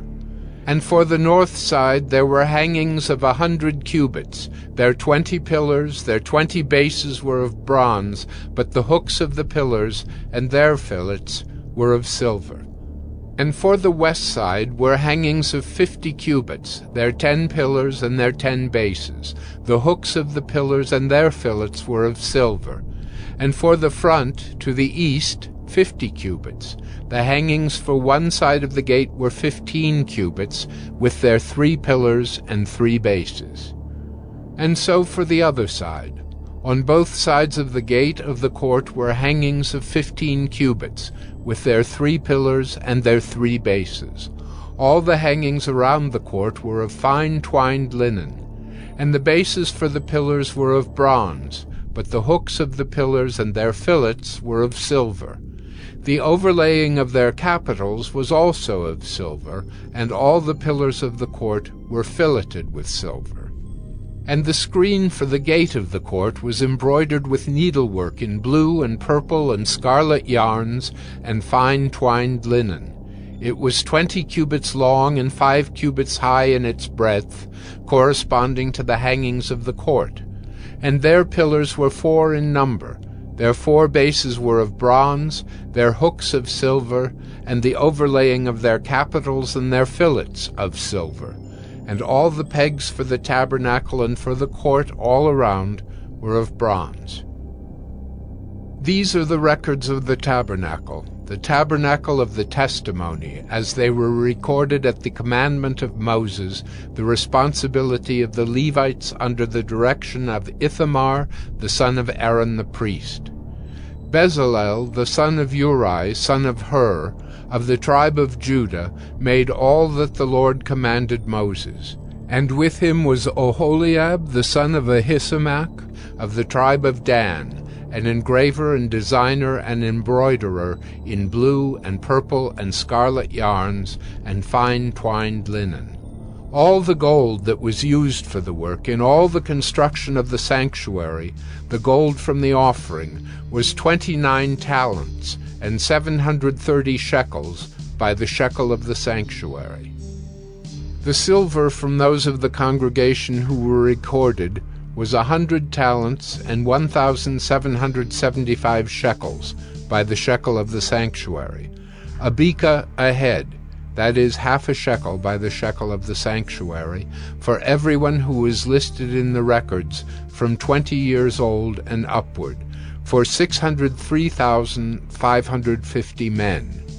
The 100 talents of silver were for casting the bases of the sanctuary and the bases of the veil. 100 bases for the 100 talents, a talent a base. And of the 1,775 shekels he made hooks for the pillars, and overlaid their capitals, and made fillets for them. The bronze that was offered was 70 talents and 2,400 shekels. With it he made the bases for the entrance of the tent of meeting, the bronze altar, and the bronze grating for it, and all the utensils of the altar, the bases around the court, and the bases of the gate of the court, all the pegs of the tabernacle, and all the pegs around the court. Exodus 39. From the blue and purple and scarlet yarns they made finely woven garments for ministering in the holy place. They made the holy garments for Aaron, as the Lord had commanded Moses. He made the ephod of gold, blue and purple and scarlet yarns, and fine twined linen. And they hammered out gold leaf, and he cut it into threads, to work into the blue and purple and the scarlet yarns, and into the fine twined linen in skilled design. They made for the ephod attaching shoulder pieces, joined to it at its 2 edges, and the skillfully woven band on it was of 1 piece with it, and made like it, of gold, blue and purple and scarlet yarns, and fine twined linen, as the Lord had commanded Moses. They made the onyx stones, enclosed in settings of gold filigree, and engraved like the engravings of a signet, according to the names of the sons of Israel. And he set them on the shoulder pieces of the ephod, to be stones of remembrance for the sons of Israel, as the Lord had commanded Moses. He made the breastpiece, in skilled work, in the style of the ephod, of gold, blue and purple and scarlet yarns, and fine twined linen. It was square. They made the breastpiece doubled, a span its length, and a span its breadth, when doubled. And they set in it 4 rows of stones.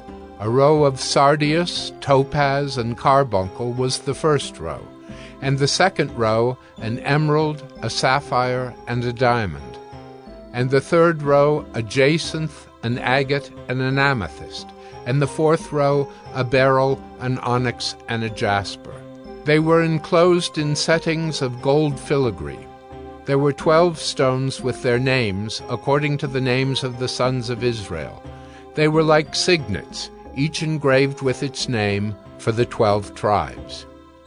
And they made on the breastpiece twisted chains like cords of pure gold. And they made 2 settings of gold filigree and 2 gold rings, and put the 2 rings on the 2 edges of the breastpiece. And they put the 2 cords of gold in the 2 rings at the edges of the breastpiece. They attached the 2 ends of the 2 cords to the 2 settings of filigree. Thus they attached it in front to the shoulder pieces of the ephod. Then they made 2 rings of gold, and put them at the 2 ends of the breastpiece, on its inside edge next to the ephod. And they made 2 rings of gold, and attached them in front to the lower part of the 2 shoulder pieces of the ephod, at its seam, above the skillfully woven band of the ephod. And they bound the breastpiece by its rings to the rings of the ephod with a lace of blue, so that it should lie on the skillfully woven band of the ephod, and that the breastpiece should not come loose from the ephod, as the Lord had commanded Moses. He also made the robe of the ephod woven all of blue, and the opening of the robe in it was like the opening in a garment, with a binding around the opening so that it might not tear. On the hem of the robe they made pomegranates of blue and purple and scarlet yarns and fine twined linen. They also made bells of pure gold, and put the bells between the pomegranates all around the hem of the robe between the pomegranates, a bell and a pomegranate, a bell and a pomegranate around the hem of the robe for ministering, as the Lord had commanded Moses. They also made the coats, woven of fine linen, for Aaron and his sons, and the turban of fine linen, and the caps of fine linen, and the linen undergarments of fine twined linen, and the sash of fine twined linen, and of blue and purple and scarlet yarns, embroidered with needlework, as the Lord had commanded Moses. They made the plate of the holy crown of pure gold, and wrote on it an inscription like the engraving of a signet, Holy to the Lord. And they tied to it a cord of blue to fasten it on the turban above, as the Lord had commanded Moses. Thus all the work of the tabernacle of the tent of meeting was finished, and the people of Israel did according to all that the Lord had commanded Moses. So they did. Then they brought the tabernacle to Moses, the tent and all its utensils, its hooks, its frames, its bars, its pillars, and its bases, the covering of tanned ram skins and goat skins, and the veil of the screen. The ark of the testimony with its poles and the mercy seat, the table with all its utensils, and the bread of the presence, the lampstand of pure gold, and its lamps with the lamp set, and all its utensils, and the oil for the light, the golden altar, the anointing oil, and the fragrant incense, and the screen for the entrance of the tent, the bronze altar and its grating of bronze, its poles and all its utensils, the basin and its stand, the hangings of the court, its pillars and its bases, and the screen for the gate of the court, its cords and its pegs, and all the utensils for the service of the tabernacle, for the tent of meeting. The finely worked garments for ministering in the holy place, the holy garments for Aaron the priest, and the garments of his sons for their service as priests. According to all that the Lord had commanded Moses, so the people of Israel had done all the work. And Moses saw all the work, and behold, they had done it. As the Lord had commanded, so had they done it. Then Moses blessed them. Exodus 40. The Lord spoke to Moses, saying, On the first day of the first month you shall erect the tabernacle of the tent of meeting, and you shall put in it the ark of the testimony, and you shall screen the ark with the veil. And you shall bring in the table and arrange it, and you shall bring in the lampstand and set up its lamps.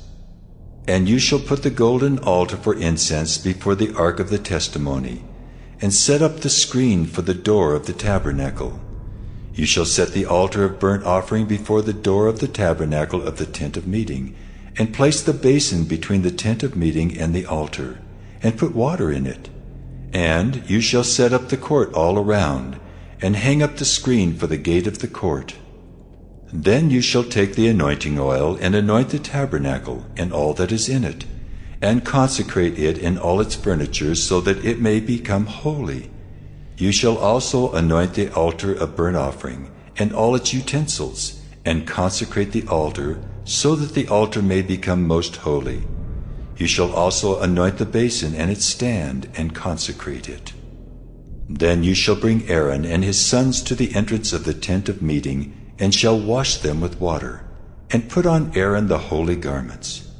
And you shall anoint him and consecrate him, that he may serve me as priest. You shall bring his sons also, and put coats on them, and anoint them as you anointed their father, that they may serve me as priests. And their anointing shall admit them to a perpetual priesthood throughout their generations.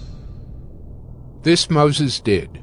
According to all that the Lord commanded him, so he did. In the 1st month in the 2nd year, on the 1st day of the month, the tabernacle was erected. Moses erected the tabernacle. He laid its bases, and set up its frames, and put in its poles, and raised up its pillars.